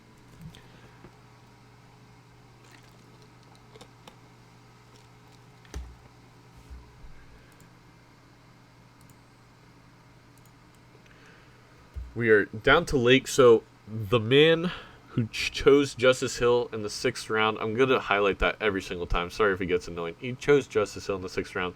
See where he goes here. Hopefully, there we go. That pick makes a lot of sense. That is a very good value. Russell Wilson, he's never not been a QB1.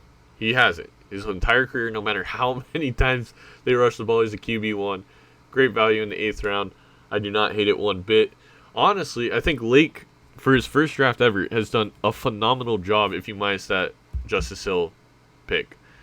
And if you literally just plug in Lamar Miller there, his team's great. I would take his team over his brother Kramer, who's actually co-host on the show and has been playing fantasy football forever.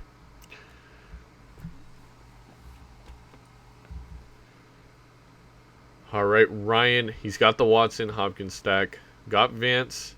He's got pretty much every position covered at this point, except for that running back depth that we alluded to last time around. I'd be very shocked if he goes anywhere but running back depth. Maybe there's guys he's really targeting late. I would not be surprised. But, you know, I'm personally worried about that for his team. His wide receivers are there. You know, Cooper might be injured the first couple weeks, but I think he'll be fine. DJ Moore very much has a breakout potential. Vance McDonald's a great pick. I mean, you have so many missing targets with Antonio Brown and Jesse James both gone. That is why people are so high on Vance McDonald. That, and he's an athletic freak. I mean, he destroys people, and he goes D.D. Westbrook. So he solidifies the wide receiver position just a little bit more. Again, pushing that running back depth later and later. Very curious to see where he goes with that. Wish he was in here. I would love to talk to him about that. Again, not something that's a massive mistake by any means. I am very curious to see where he goes, but I'd love to hear his thought process about it. He now is 4 wide receivers deep, has his tight end, has his QB down. He just needs running back depth. Of course, DD, I think, at 8-7, very good value. We see Kramer going with Royce Freeman. Now, that's a pick I do like. 8-8, you're taking a little bit of a shot. You're getting some running back depth. I think Royce Freeman, you can play him pretty much any week. He's going to produce enough that you're okay with. But if he steals snaps away from Philip Lindsay or Lindsay goes down, you're getting one hell of a talent at the running back position. He is a guy I love as a player. I think he's incredible. I think the reason you see Philip Lindsay as a better fantasy choice is because when Philip Lindsay isn't there, they don't put 8 men in the box, which is what they do with Royce Freeman because he's so good. I mean, I think I read a stat where he was in top 5 in missed tackles. It's just he had to make people miss in the backfield, unfortunately, there in Denver. So, didn't lead the fantasy production, but maybe he can make the step. We see Kramer, really solid running back depth. He still only has one healthy wide receiver for week 1. And that's almost positive at this point. Cooper's playing week 1. There's no worry about that. But even then, you have 2 guys there, one coming off the injury, one still injured. Dylan, Devontae Adams, Antonio Brown, Mike Williams, Sterling Shepard. He is very much stacked at the wide receiver position. He's another guy, though. No running back depth so far. He has his tight end and his QB. It will be very interesting to see how the running back depth shapes out late in this draft, because I think a lot of people are going to be trying to grab it, looking at Dylan's team, looking at Ryan's team. And I don't know if there's enough out there. I'm very much looking forward to see who they decide to go with.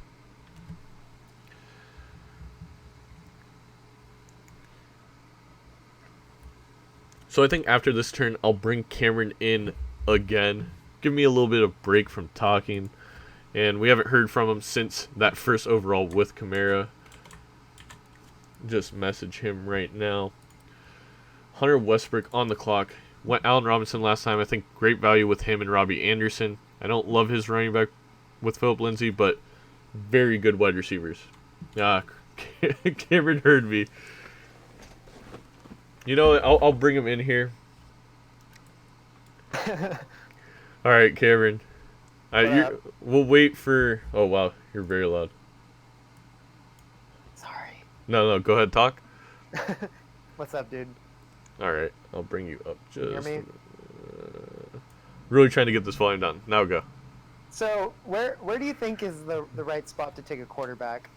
Personally, Yeah, I or mean, maybe just in my situation, or just in general. I'm not giving you any tips.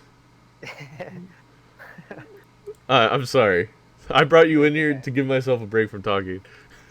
Oh, okay. Well, I guess right now I'm considering either getting more flex depth, or just going straight for a QB.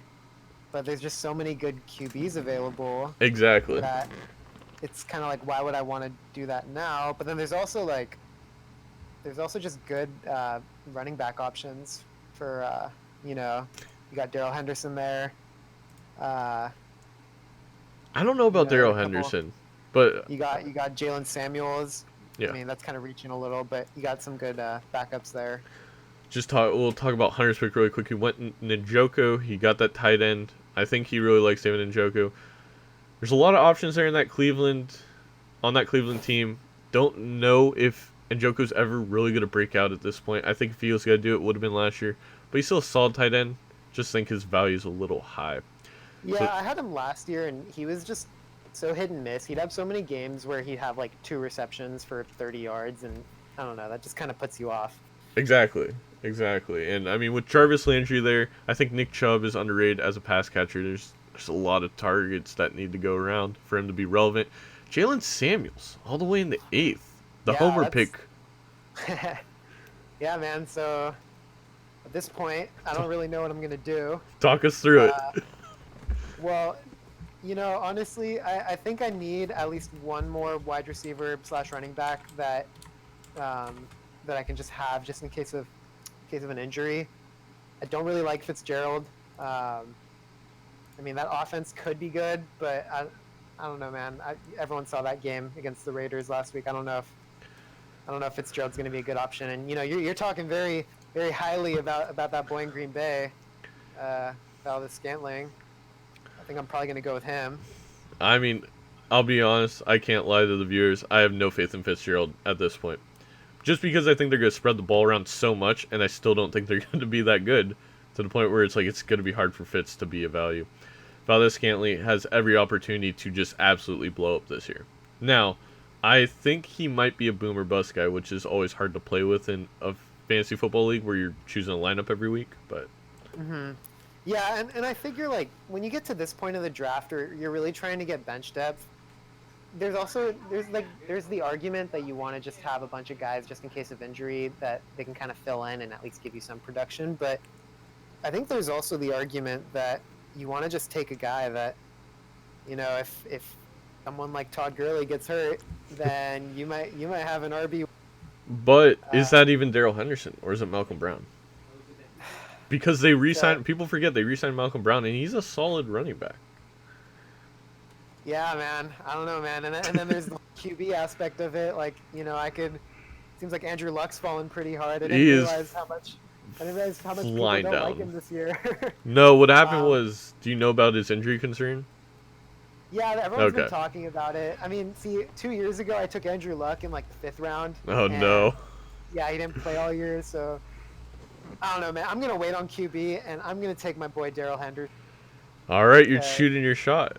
I mean, Oh, I yeah. 100% was with you, but then I've been seeing a little bit more Malcolm Brown news just sprinkled in there, and then I watched him play, and I think Malcolm Brown's a good player.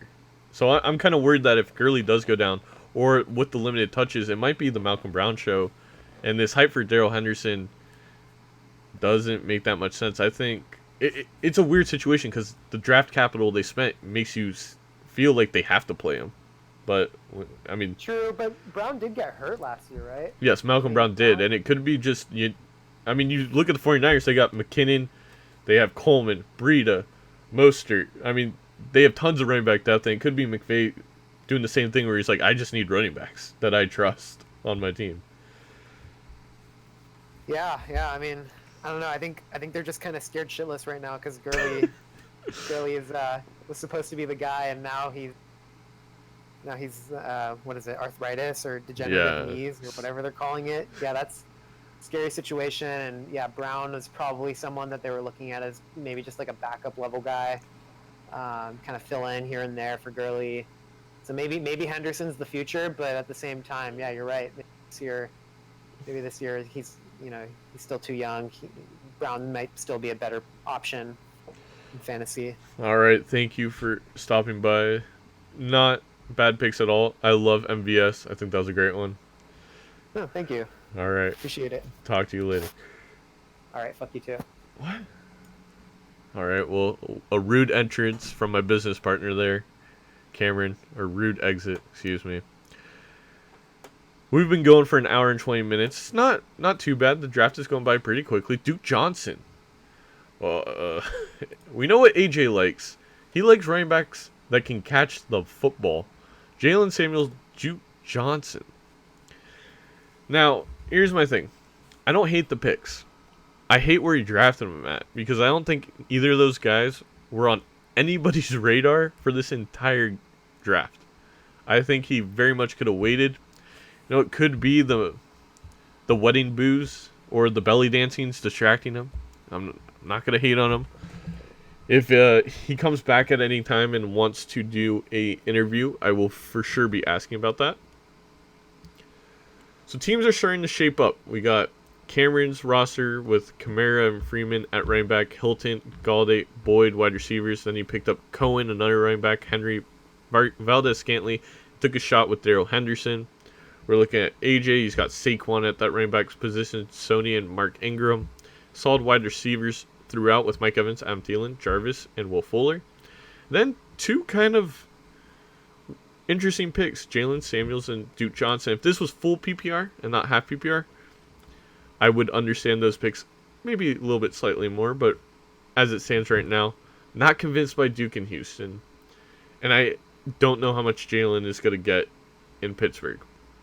I think James Conner is a great running back, and Kalen Ballage goes off. There goes my 9th round pick. Thank you, Hunter. That's the first time I was like, I think this guy's going to get back to me. And someone sniped him right from out from under me.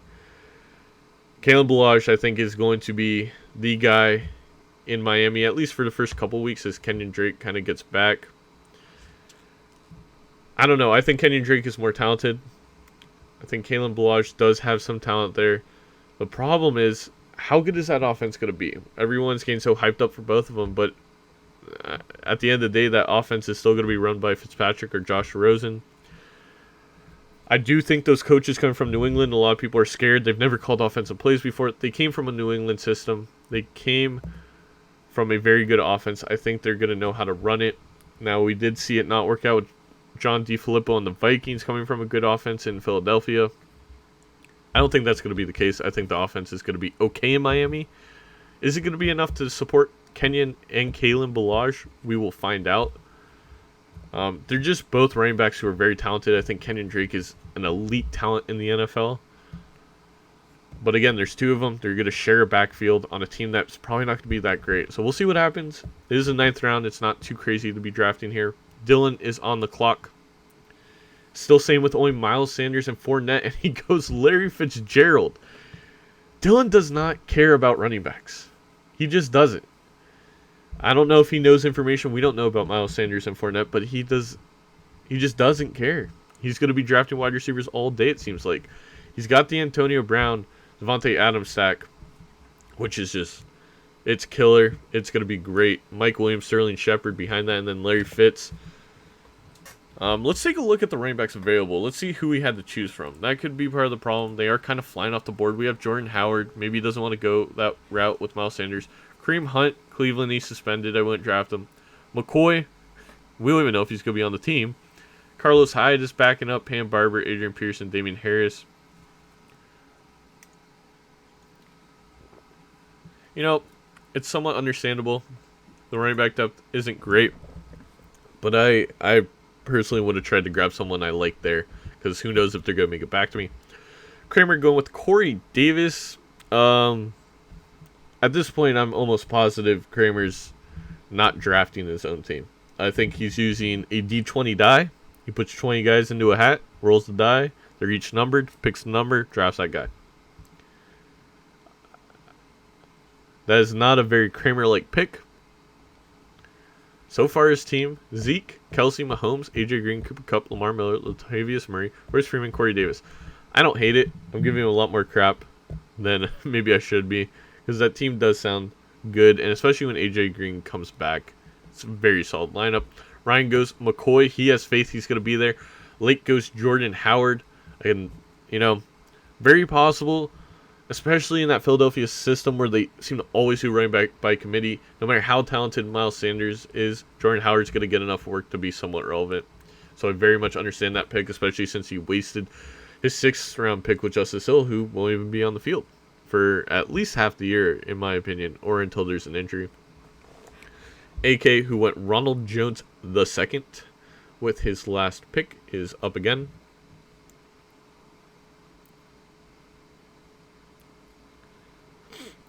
He has Chubb, Carrion, Josh Jacobs, a very, very solid 3 running backs there. Edelman, Alshon, Christian Kirk. 3 good shots, I think, at the wide receiver position. He then went Matt Ryan. Wait, DK Metcalf. He stole DK Metcalf from all the Seahawks fans. And then Cortland Sutton falls right after. I guess the Denver homerism somehow slipped into Tony's veins. We're going to go all here. There's a lot of value I like. I think I'm going to go Emmanuel Sanders. He lit it up last year until the Achilles tear, and he seems... Tony writes in the chat, he returns punts. That's his defense. I think Emmanuel Sanders is going to be the number 1 on that team. I think he's going to be fine. Coming back around, there's a running back I like, but I really feel comfortable with my running back depth. I might go quarterback, but there's just so many good quarterbacks. Payne Barber goes off, so that there goes the running back I like, so not worried about that all of a sudden. I think I'm good at wide receiver. I think I'm good at running back. I may go with my QB or my tight end. Definitely not going with my kicker this early. Not drafting that Chicago Bears defense without Vic Fangio. That's a little tip for you guys. I'd be very worried about them. No, I mean, they're going to be okay as a defense, but I don't think they're going to be as nearly dominant without Vic Fangio at the helm telling them what to do. Because he is one of the best defensive minds in football, I think, in the past 20 years, in my opinion. I think we'll get Tony in here after he picks, after the Courtland Sutton pick. Very interesting one right there.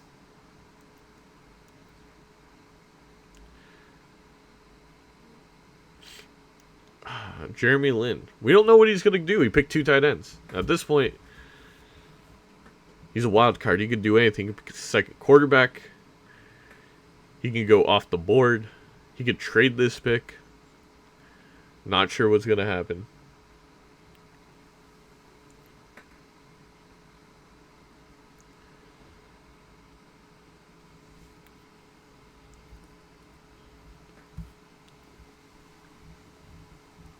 Just to talk a little bit about my last pick with Emmanuel Sanders. So he's coming off the Achilles tear. He's practicing in full. He's supposedly playing in preseason games. So honestly, I feel very comfortable drafting him. Carlos Hyde. He's taking that.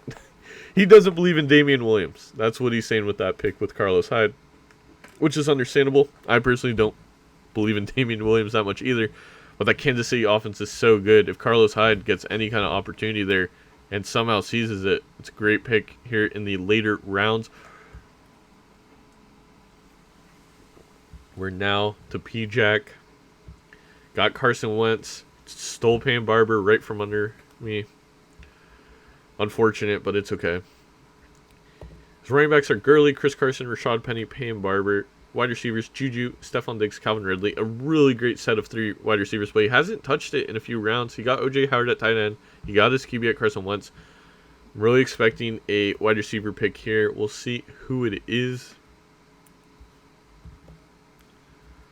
Got a minute left on the clock.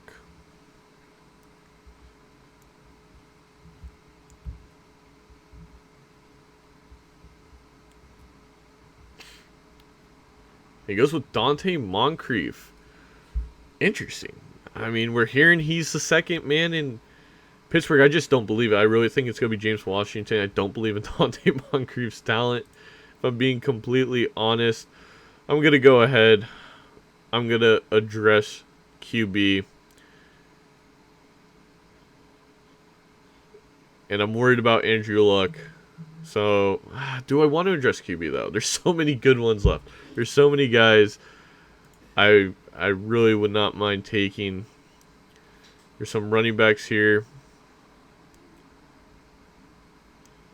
Was this? You know what?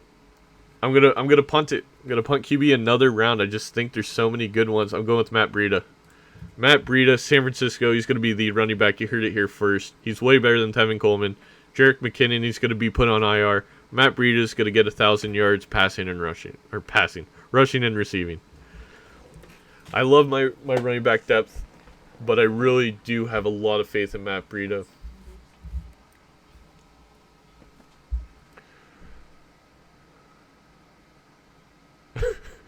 Dylan asks if I like Imagine Dragons. Don't 100% get that reference, but if you guys do, go ahead and laugh. So, following Tony's pick, I'll ask him if he wants to join in here. You can talk. We can argue a little bit. Cortland Sutton versus Emmanuel Sanders. Who he likes more?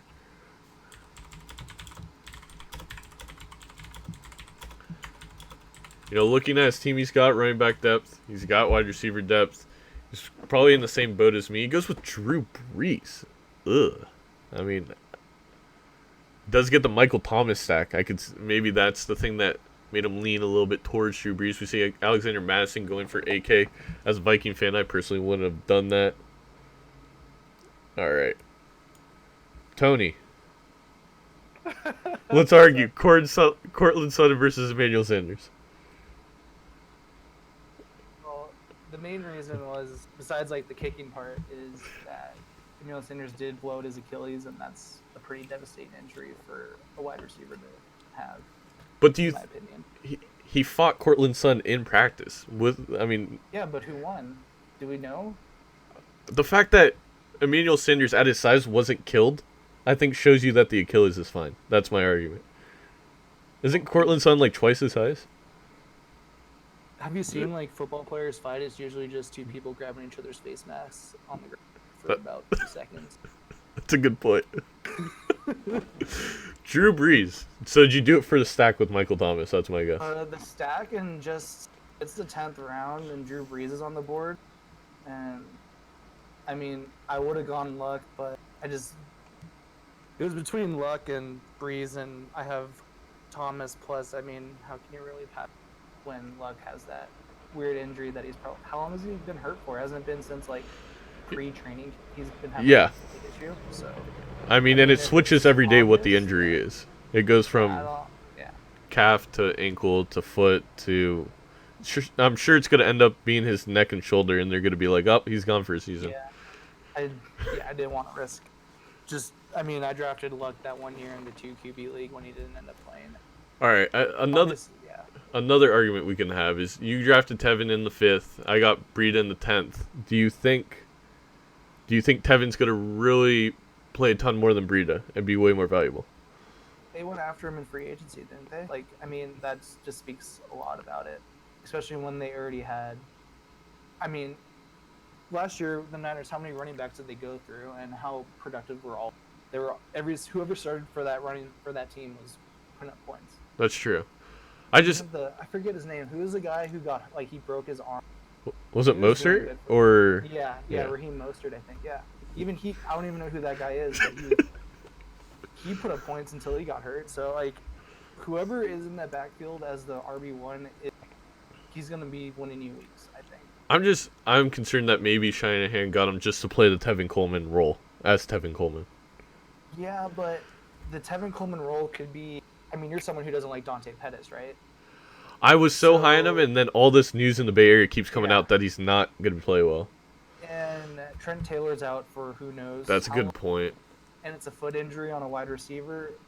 Why wouldn't you put Tevin Coleman in a wide receiver role? Because you know he could run routes. That's true. We've seen it. Remember that one year when he was really good for Yeah. the Falcons? He was out in wide receiver a lot of the time. I think it's not a terrible pick. Really, the only thing I'm worried about with him, I mean, a lot of my team, at running back, I definitely worry about health. But at this point, What about? I mean, Did you hear Jimmy G threw 5 straight interceptions in practice yesterday? well, I mean, that's what happens when you look that good, man. No, it's true.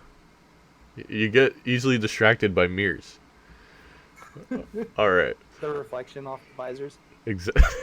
Exactly. The whole 49ers defense knows to put on visors when they go against them. All right. I think you made compelling arguments. But I still like Emmanuel Sanders more.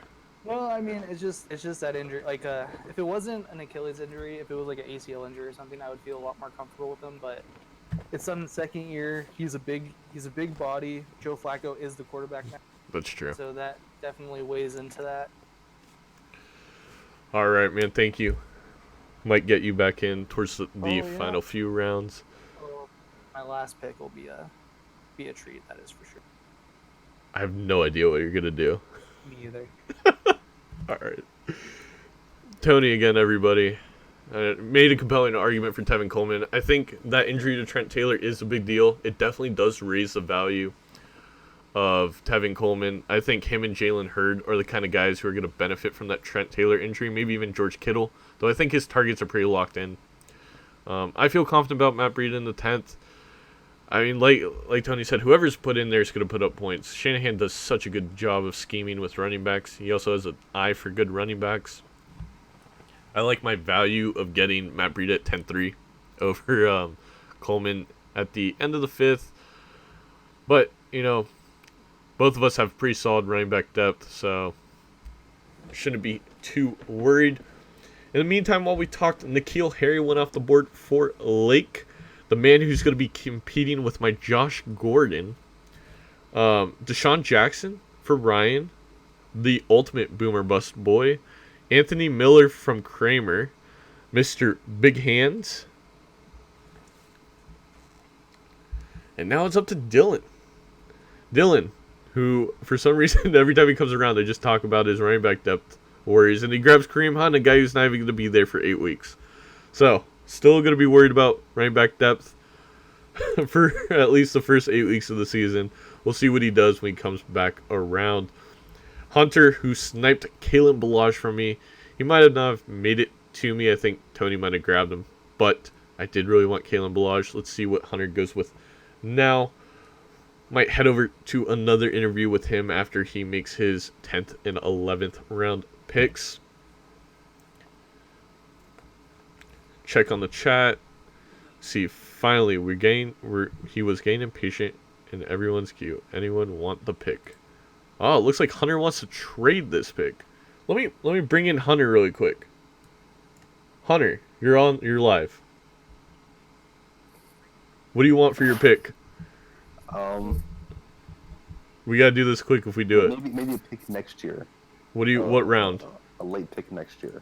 Okay. Where are you? 8th. An 8th round? Yeah.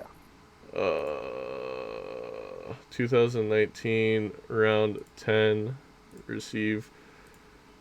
Can I get an 11th from you next year? And I'll give you an 8th next year. 27 seconds. Ooh. How much time is left? Fuck. Is there anyone I don't... I can What's the pick? I'll pause the draft. What's the trade? I'm giving you a 10th, or I'm giving you an 8th next year, and you give me a 10th this year and an 11th next year.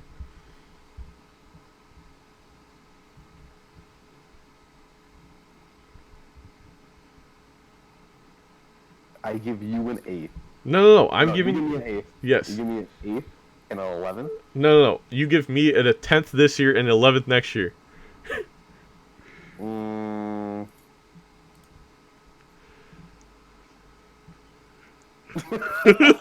Okay, so Shout that. it. All right, I'll just make my pick. All right, all right. You're gonna have to make it quick. All right. All right. We'll keep you in here. Oh, looks like Hunter's computer broke, so he couldn't make that pick.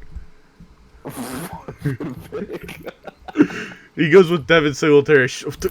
That's literally who I was gonna choose if I traded with you. I was gonna get Devin Singletary. I guess we just two minds thinking alike. I know. Thank you for stealing Kalen Balaj. Thank you for stealing Devin Singletary. We'll keep you on. Glad we made everybody math. Sorry, Hunter disconnected. 100% facts.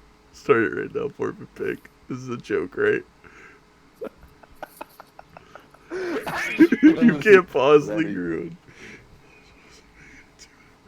Alright, Tony notified me that he would have selected Balaj. This is a little bit looser of a draft. If anybody... I tried to make it clear if anybody needed me to pause, I would have paused for them. I do want trades to be facilitated, so if anybody's trying to make a trade... They're not having it. Not Shady McCoy, but Shady. Oh, man. Not happy with it. Alright. Simple miscommunication. Fuck. It seems like Hunter might have won Cam Newton. I don't know what. I just had a feeling. Swing around. I was gonna grab him, but I went Breida, and then I was like, I really want Devin Singletary. Actually, I probably would have grabbed Cam if you traded me. So, you would have been very upset with the trade. I mean, who knows what an eighth next year could be, though. Oh man, the chat is going crazy. Draft right now. The league was drafted on Throne of Lies. No. Man, you really got... People are just reaching for players now. I wouldn't say reaching. I just think they're making logical picks. I feel like you could have gotten him a bit later, though. There's like no one I like now. Well, have fun. Andrew Luck? I wouldn't. But you do you. I mean, it's 11th round pick, though. I just pick Tom Brady off waivers and, win the league.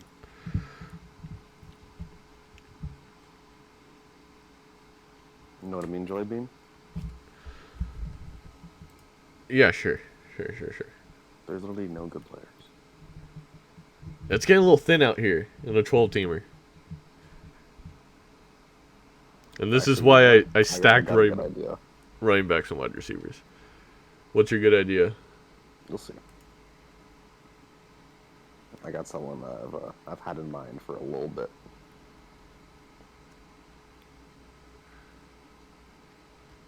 Guess we're gonna have to release a YouTube apology video about the pause together. Simple disconnection happens all the time, Internet goes in and out, crazy weather here in the Midwest. Things happen. You can't control that. Oh man. You can't control that. Well, I mean, the real reason is I brought you in here. You weren't expecting to be all of a sudden dragged into a live stream where you have to entertain people. It was miscommunication. Caught me off guard. My computer disconnected. My Wi-Fi went out. All this the perfect storm of events happened for me just to get disconnected. It was rather unfortunate. All right, AJ with Austin Hooper. All right, I really liked Cameron's picks with James Washington, Justin Jackson. Don't like Austin Hooper, but Hunter, it's your turn. With 11th round, third pick, I'm going to go and reach a little bit with someone with a pretty big upside, especially in a Taylor league. Gabriel. TJ Hawkinson. Get out of here with that 2 tight end stuff. Even in a keeper league, I don't believe in it. Yeah, but if he turns out to be, what he's hyped up as, that's a pretty. But he's a blocker. He's hyped up because he's a great blocker. He's a great everything. We'll see about that. All right, Hunter. We'll see. Thank you for causing the first drama no problem. of the year. Always you.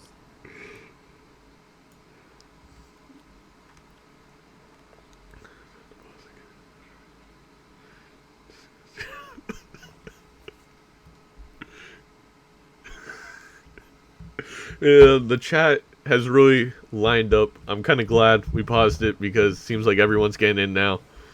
We got Tony with the "Did you mean TJ Yeldon with that draft pick?" I tend to agree. Damian Harris, a guy I was really hoping would sneak really late into this draft, drafted by Dylan. Good pick by him. A good running back depth piece, but he is, again, really a lottery ticket. At this point in the draft, everyone is a lottery ticket when it comes down to it, especially when you're looking at running backs in the 11th round. Kiki Kuti escaped major injury. He is going to be on Kramer's squad. So Kramer's going to really do some patchwork for that first week, finding a good wide receiver that he likes to match up to pair with Cooper Kupp while he waits for AJ Green. He does have that Mahomes at QB, Travis Kelce, Zeke. It's a stacked roster in many aspects at the top, but he's going to have to wait for AJ Green to get healthy. He's going to rely a lot on that Mahomes-Kelce stack. Be an interesting year for him. Ryan, now up, got Deshaun Jackson, LaShawn McCoy's past 2 picks. He's an old Philadelphia Eagles fan from the Michael Vick era. D.D. Westbrook, DJ Moore, Amari Cooper, DeAndre Hopkins are his wide receivers. Williams, Aaron Jones, McCoy at running back. Probably could use some more running back depth, but at this point in the draft, it's really getting thin out there. LaShawn McCoy, if he is cut, he literally only has 2 running backs, 1 injury prone, and 1 spot does not seem very safe, so interesting to see where Ryan goes.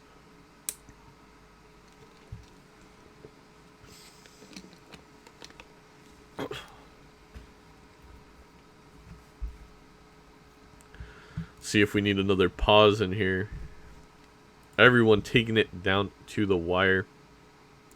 Chicago Bears defense. What a pick. Screw the running back depth. Chicago Bears defense.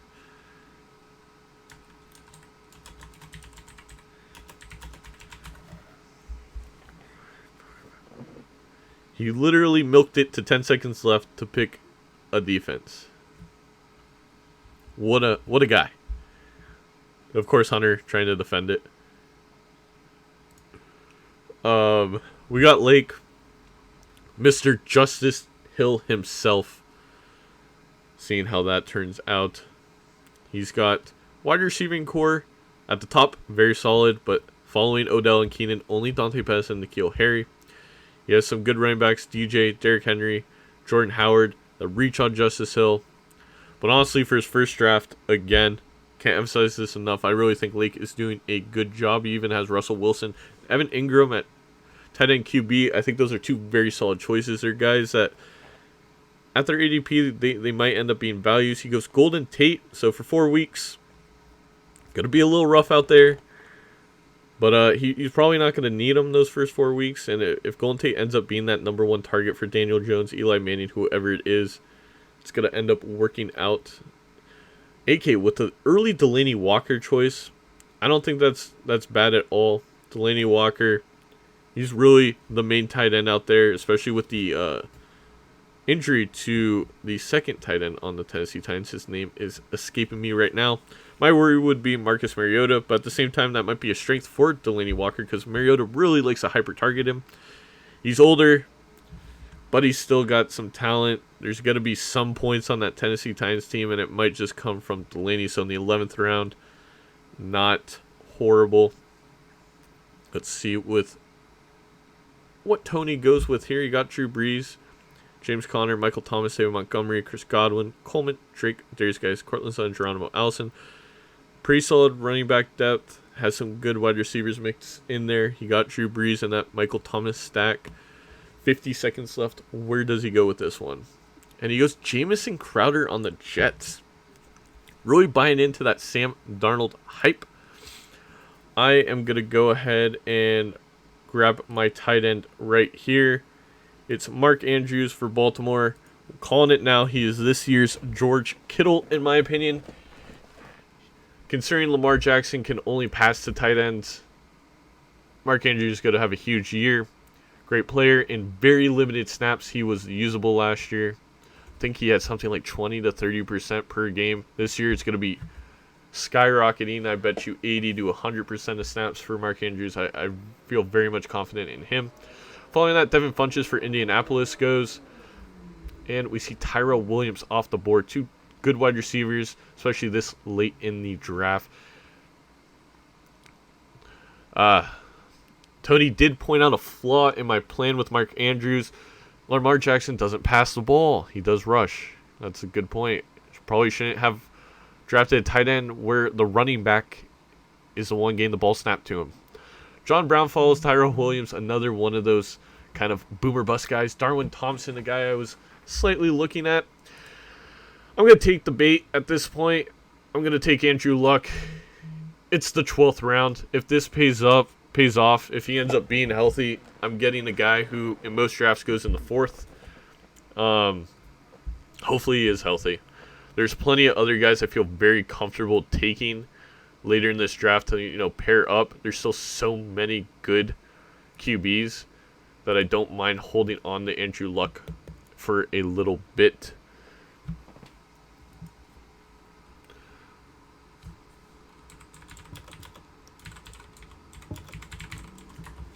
So we're back to Tony's pick. He grabbed Jamison Crowder last round. Again, buying in that Sam Darnold hype. And I'm just taking a look at who the week 1 matchups. Because if Andrew Luck is going to miss a week, projected right now it would be week 1. And I would be grabbing a QB for 1 week. So finding a guy who has a great matchup would obviously be ideal. And I think I found the guy I want to draft. We'll see what happens. I'm probably going to definitely wait on that. I'm not going to be reaching for my second QB the next round. Eric Ebron will be the tight end for Tony. Eric Ebron, who is going to be sharing times with Jack Doyle, Mo Alley Cox, and basically Devin Funches as a 4th tight end. We'll see how it pays off. Obviously, almost broke records at the tight end position for TDs last year. Following that, Nyheim Hines, the pass-catching running back out of Indianapolis. Well, it makes me feel kind of good because if Andrew Luck is healthy, that's the only way these guys are being relevant at all with Nyheim Hines and Eric Ebron. So I guess if I win, everybody wins in a sense. We're now down to Lake. Again, our resident Justice Hill Taco went Golden Tate last pick. We'll see where he goes with this one. He went Dion Lewis. I honestly, at this point, you're scraping the bottom of the barrel for running backs. And Dion Lewis, he's a guy that's one injury away from being very relevant. And even without that one injury, he may get a decent workload. We know Derrick Henry can't catch the ball. So he will always be that 3rd down back for 3rd and longs. He might get a little bit more workload they ended up having towards the end of last year. We don't know. Everybody here is a shot in the dark at this point. But not a bad pick. I think that's kind of smart. The guy who went with the first defense is now up in Ryan. What is he going to do? Chicago Bears. Who's he going to team up that Chicago Bears defense with? And he goes with Chris Thompson, another guy who at this point in the draft, not bad. Pass-catching guy for Washington. If Darius Geis isn't healthy, I think Chris Thompson's value comes up a ton because Adrian Pearson's definitely not the pass catcher. Darius Geis is a guy who can do it all, however. So, you got to weigh that a little bit. Once Darius Geis comes back, I don't project Chris Thompson to be having a ton of work, but we'll see. Finally gain a little bit of running back depth for Ryan. McCoy, Thompson, Jones, Damian Williams. Starting to have a little bit more of a security blanket. We're back to Kramer. Seeing where the alcohol takes him this time. Last time it was Kikuti. He's on a string of 3 wide receivers of him, Corey Davis, and Anthony Miller. His running backs are Zeke, Lamar Miller, Latavius Murray, Royce Freeman. Has that AJ Green pick. Has Cooper Kupp. He's got the Patty Mahomes, Travis Kelce stack. And he goes with Marquise Goodwin. So amidst the news of Dante Pettis not playing very well, Trent Taylor going down, and Marquise Goodwin apparently has a starting role all of a sudden. Not a bad pick whatsoever. If you don't remember, Jimmy Garoppolo and him had a very good rapport for those last 6 games once Jimmy was traded. Last year he was plagued with injury, but he was going in the 4th and 5th round, and hey, if you could get him in the 12th round, we understand there's some rookies there. I think that's a great pick because there's a very real chance he becomes a beast. We see our first kicker off the board with Dylan drafting Justin Tucker. He's missed 1 extra point. Unfortunately, it cost him a game, but he's a beast of a kicker. I think that's a reach with 5 picks remaining, if 4 picks remaining. But he got his guy, I guess you could say. I wonder if he's going to drop him on his bye week. That's always an interesting thing.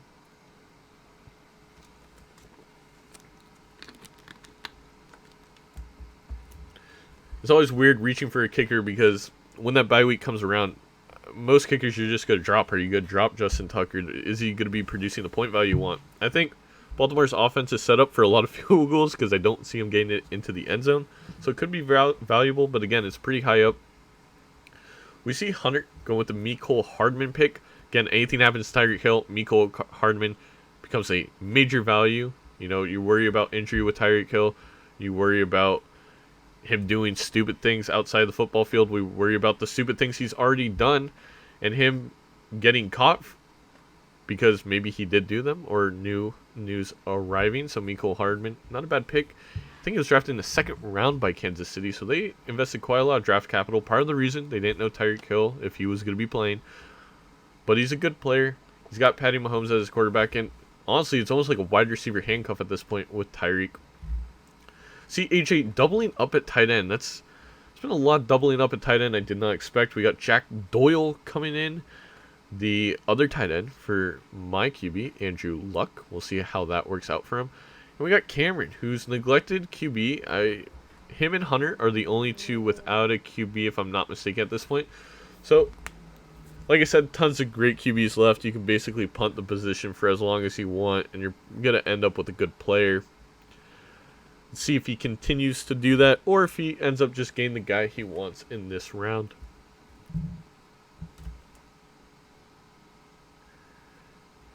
His running backs are Justin Jackson, Darrell Henderson, Tariq Cohen, Devontae Freeman, Alvin Kamara. Really like that 1-2 punch of Kamara, Devontae Freeman.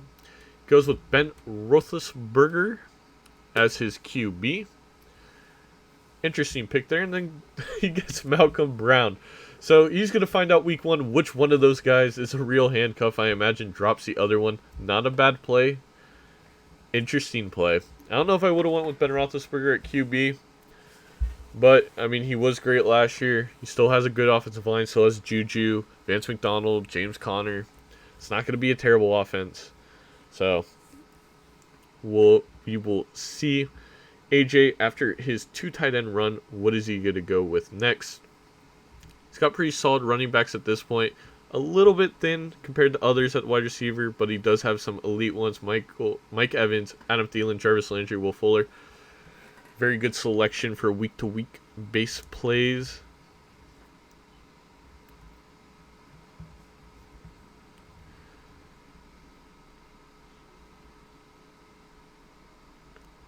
He's got 1 minute on the clock. He goes with Michael Gallup.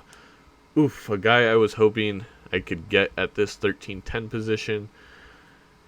You know, Amari Cooper, if he can't play, Michael Gallup is looking very good. I think Michael Gallup is going to be solid. And, you know, 13th round, we have to remember this is a keeper league. That might be a wonderful pick. Coming next year, he might be a great keeper for AJ at that spot. We missed on some trash talking with the kicker. Kramer calling a small brain move with the Jack Doyle pick from AJ. Interesting. Doesn't like it. I understand. Seems like everyone is staying away from Kyler Murray after his performance yesterday.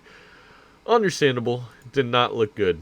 We're gonna leave it at that. It looked the opposite of good, which is horrible.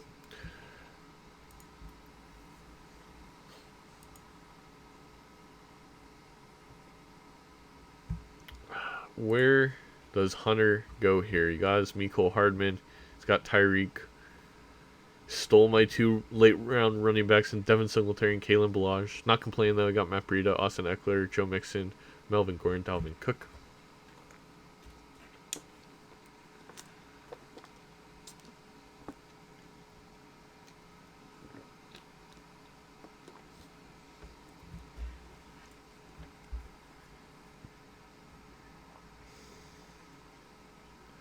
Milking the clock again. I'm not pausing it a second time, Hunter. Make your pick.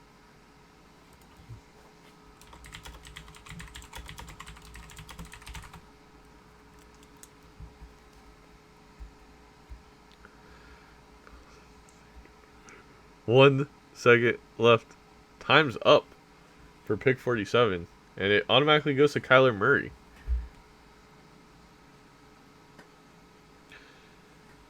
Interesting. I'm not sure what happened to Hunter. Let me...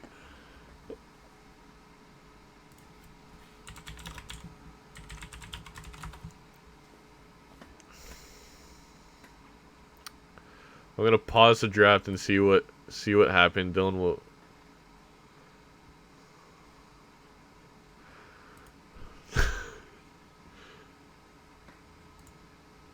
We're gonna resume the draft after that response.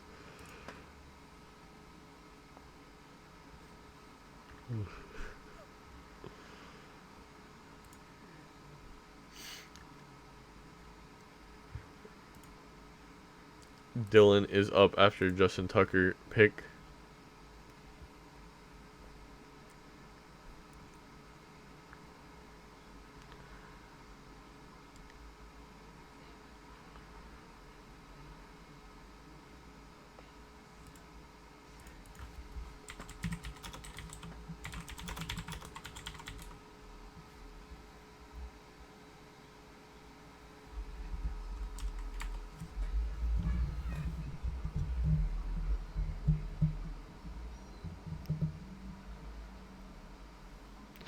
We wait now for Dylan to make his selection.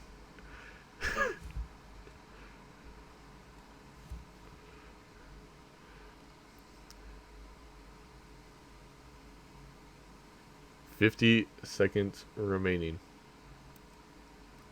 And he goes with Jerick McKinnon. So, back to Kramer, who is busy spamming the chat. The Jose Cuervo flowing through himself. Tony Pollard is his pick. That's another guy I was looking at for a late round running back. We now move on to the man who selected the defense, Ryan.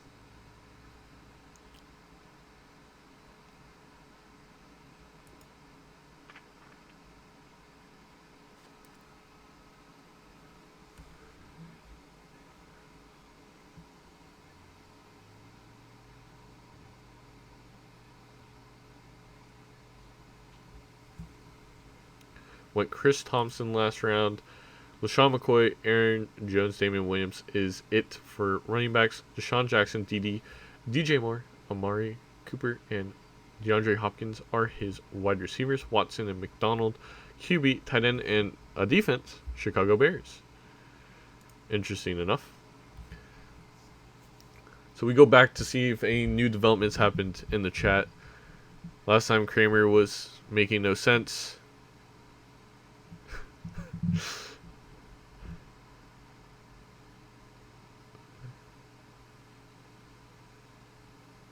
Mohamed Sanu out of left field. The old wide receiver 2 for Matt Ryan. No more. It's Calvin Ridley. But Ryan apparently has some faith that Mohamed Sanu is going to be having some value. We are at the very late rounds of a 12-team league. This is where it starts to get a little bit desperate, especially with people who know what they're doing. Be interesting to see where Lake goes with limited experience in fantasy football. I mean, even myself, who runs this, is very concerned with what is left at this point.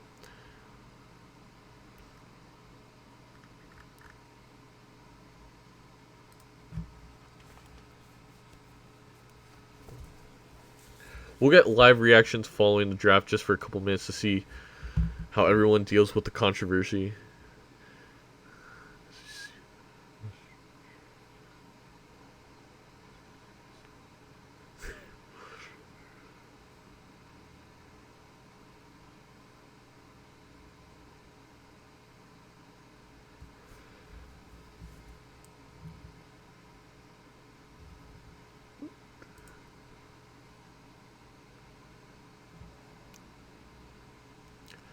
Lake, 35 seconds remaining.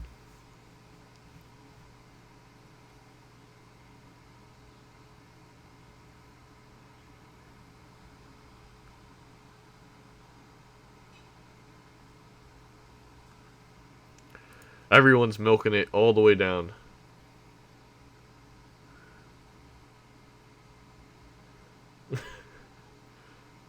Ten seconds. 5 seconds. And it looks like Lake is just going to let it auto pick. And you end up with Jared Goff, a second QB. Unfortunate, because I was kind of hoping Jared Goff would come to me to back up my Andrew Luck pick, but that's okay. We now are down to AK.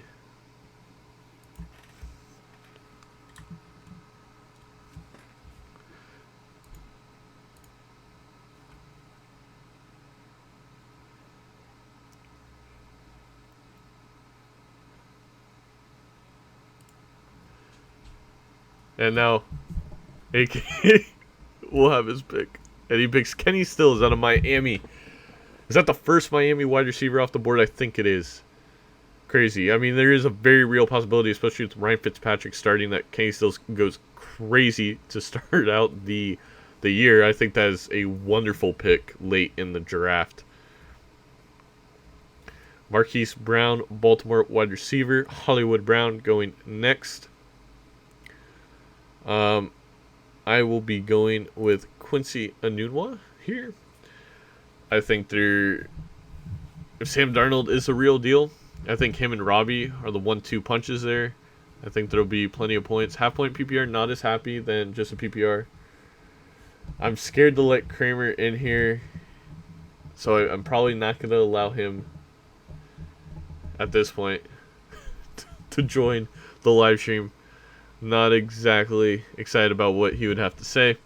We see Greg Zuerlein, Ito Smith, the two after. Baltimore Ravens defense going.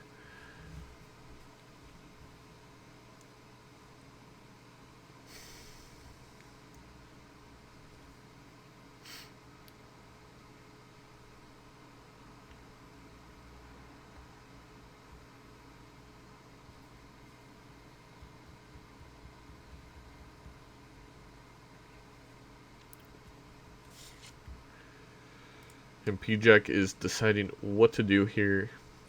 Goes with Dallas Goedert. Interesting. Maybe a play for next year in case something happens to Ertz. I don't know his contract information. I'm going to go ahead and go with Traquan Smith here. He's a deep threat for New Orleans. I mean, there's not a lot of wide receiving depth out there, especially when you consider Drew Brees as the quarterback.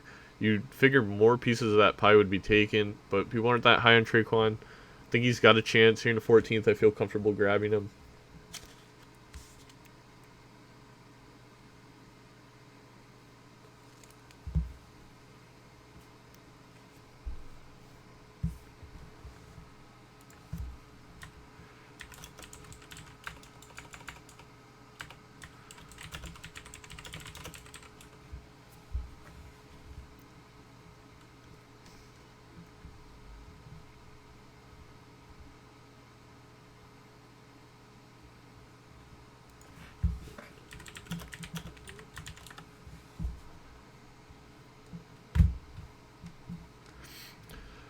Tony taking his sweet time on this pick. He went Hollywood Brown last time, maybe trying to get some good keeper value if he blows up this year towards the second half of the season. Kind of feeling the same way about Traquan. I think there is a world where he really breaks out. The thing is, Drew Brees does not have a lot of time left. He goes with Ty Johnson right back out of Detroit. I don't know who that is.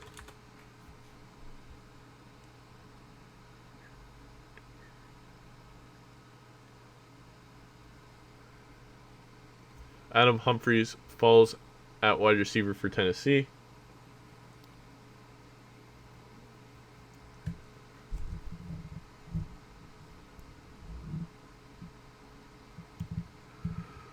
Another good late round pick for AK. Another guy I think that could be very, very valuable, especially when you consider where you're getting him at. I mean, if Delaney Walker isn't the guy, it might be Adam Humphries. Don't know if AK is a Tennessee fan, drafting two of them from that offense. But I think a value at 14, Humphries is a He just soaks up those targets.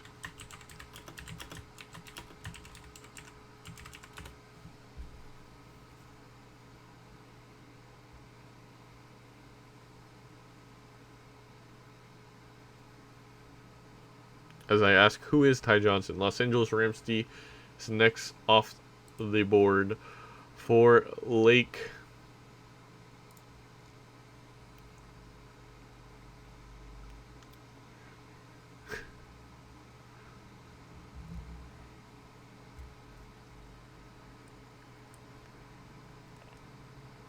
Jamal Williams going really late in the draft. You know, I thought about taking him. He's injured. I think Aaron Jones wins a majority of snaps there. I still don't think they run it as much as they're saying they are. Kramer's turn is up.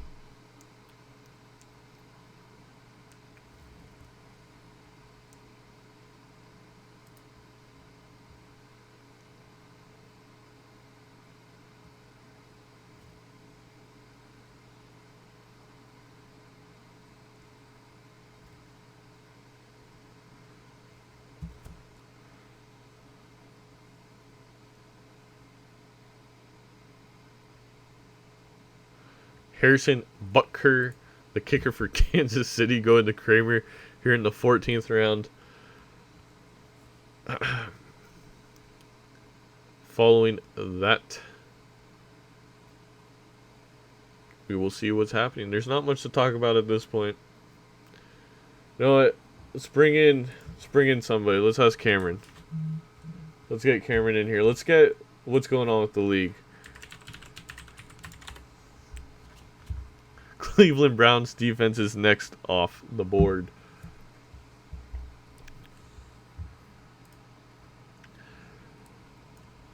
So, what's the controversy going on, Cameron? Everyone's fucking pissed at you. For and Hunter. For the pause.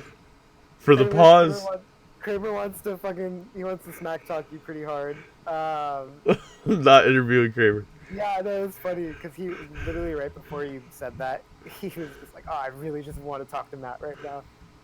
But yeah, it's kind of boring part of the draft, I guess. Right now, I'm looking at, well, obviously kicker and defense, but I'm probably gonna get another quarterback at some point, just to have two good ones.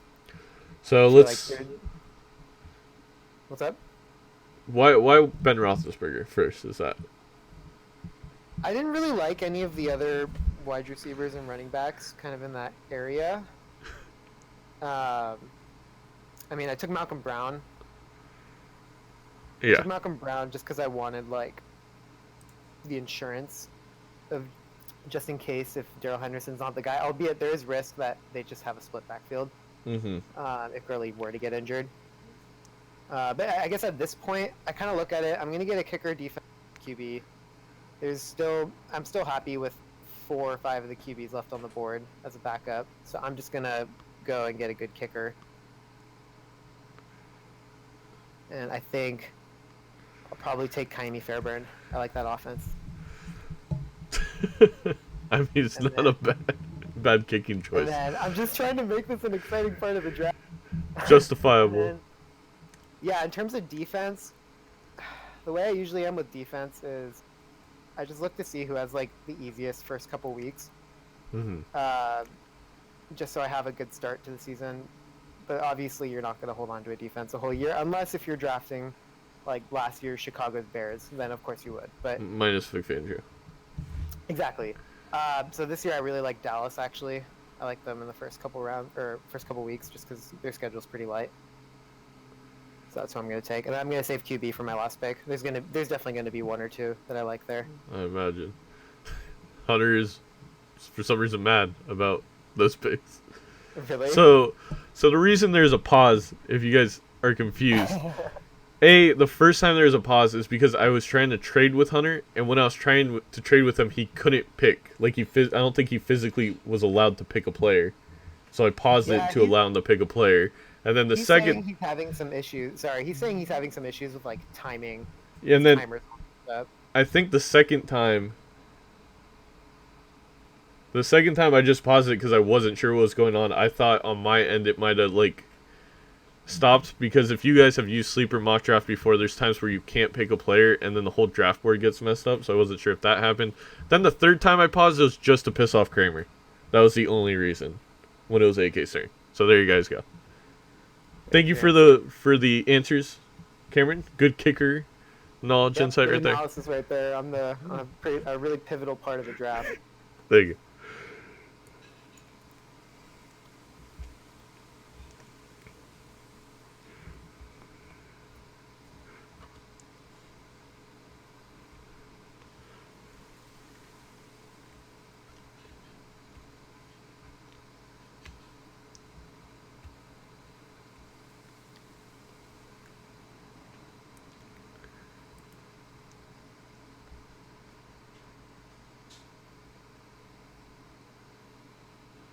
I think they're going to make documentaries about this league and the controversy that was the paused draft of 2019.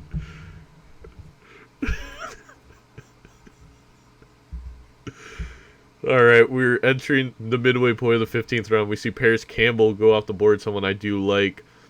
I'm just going to let you guys know my strategy right now. I'm not going to be selecting a kicker or defense. I will pick those up right before the season starts. Just drop a couple guys that I'm not too high on. We see Mike Davis go off the board in Chicago. He's gained a couple snaps here and there, but I think those are just veteran courtesy snaps. I do think, obviously, David Montgomery is going to be the main guy there with Tariq Cohen.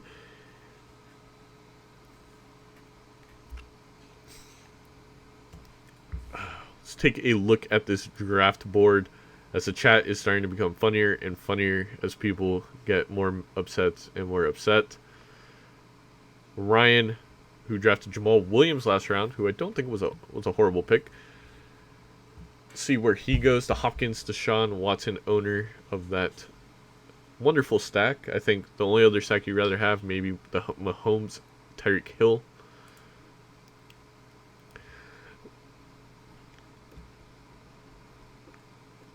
Kramer is letting everybody know that nobody likes Dylan.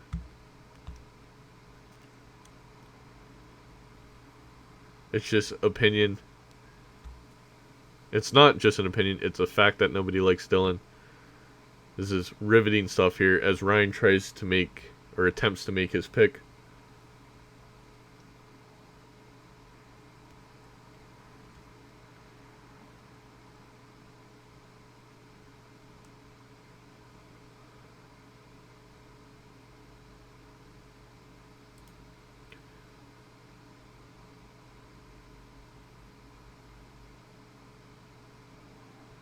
$20 seconds remaining.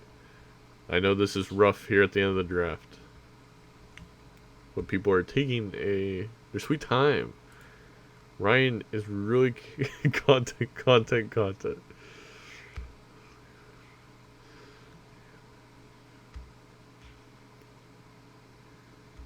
And his time's up.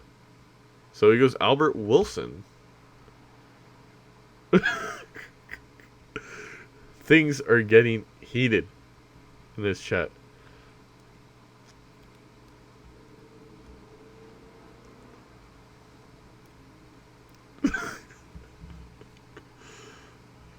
Oh, man.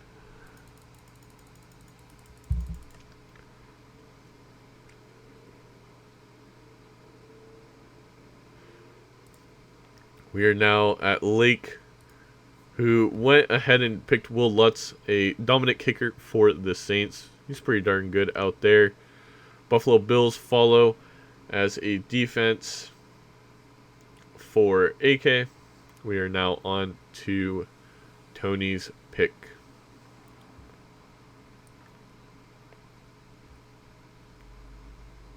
He goes with Robbie Gould. I'm going to go ahead and go with... Jameis Winston was selected. That was the guy I wanted to go with, funny enough. I'm going to have to look at the week 1 schedule once again. And I'm going to go ahead and go with Lamar Jackson as a backup.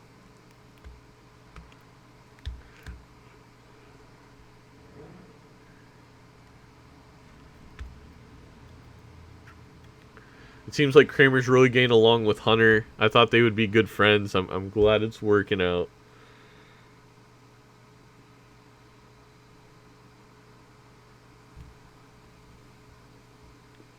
We see Rashard Higgins, CJ Anderson, Giorgio Tavecchio go off the board. I was thinking about grabbing Higgins. Decided against it.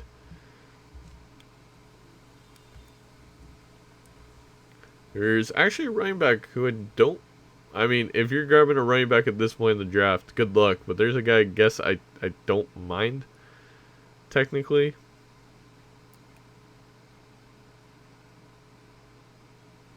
Just going down here. There's Bruce Anderson, who I know AJ's obviously gonna pick. But it's Gus Edwards. Seems to be playing with the first team a lot. You know, if something happens to Mark Ingram, I don't know.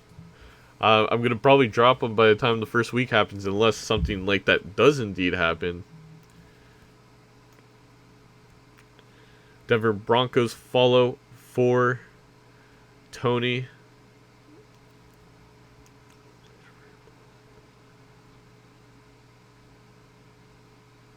Jake Elliott.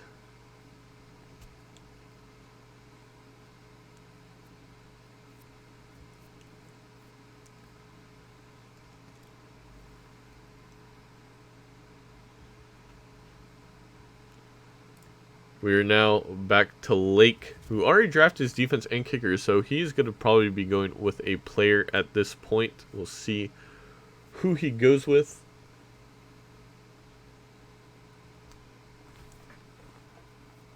We're at the home stretch here. We're an hour and 22, or 2 hours and 22 minutes in, so not the longest draft ever.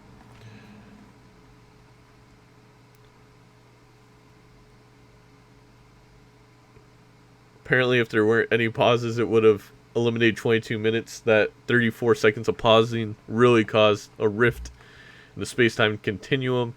Deontay Foreman was the selection for Lake.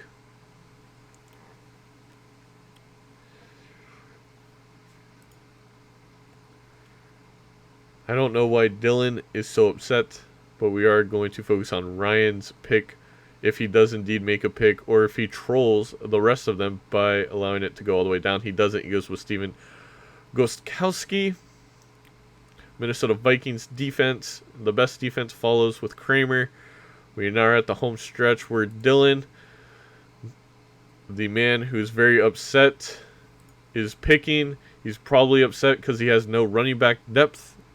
And he literally has two guys who won't play till week 8. Damian Harris probably won't play till week 8, and he'll be lucky if he has Miles Sanders and Fournette for the first part of the season.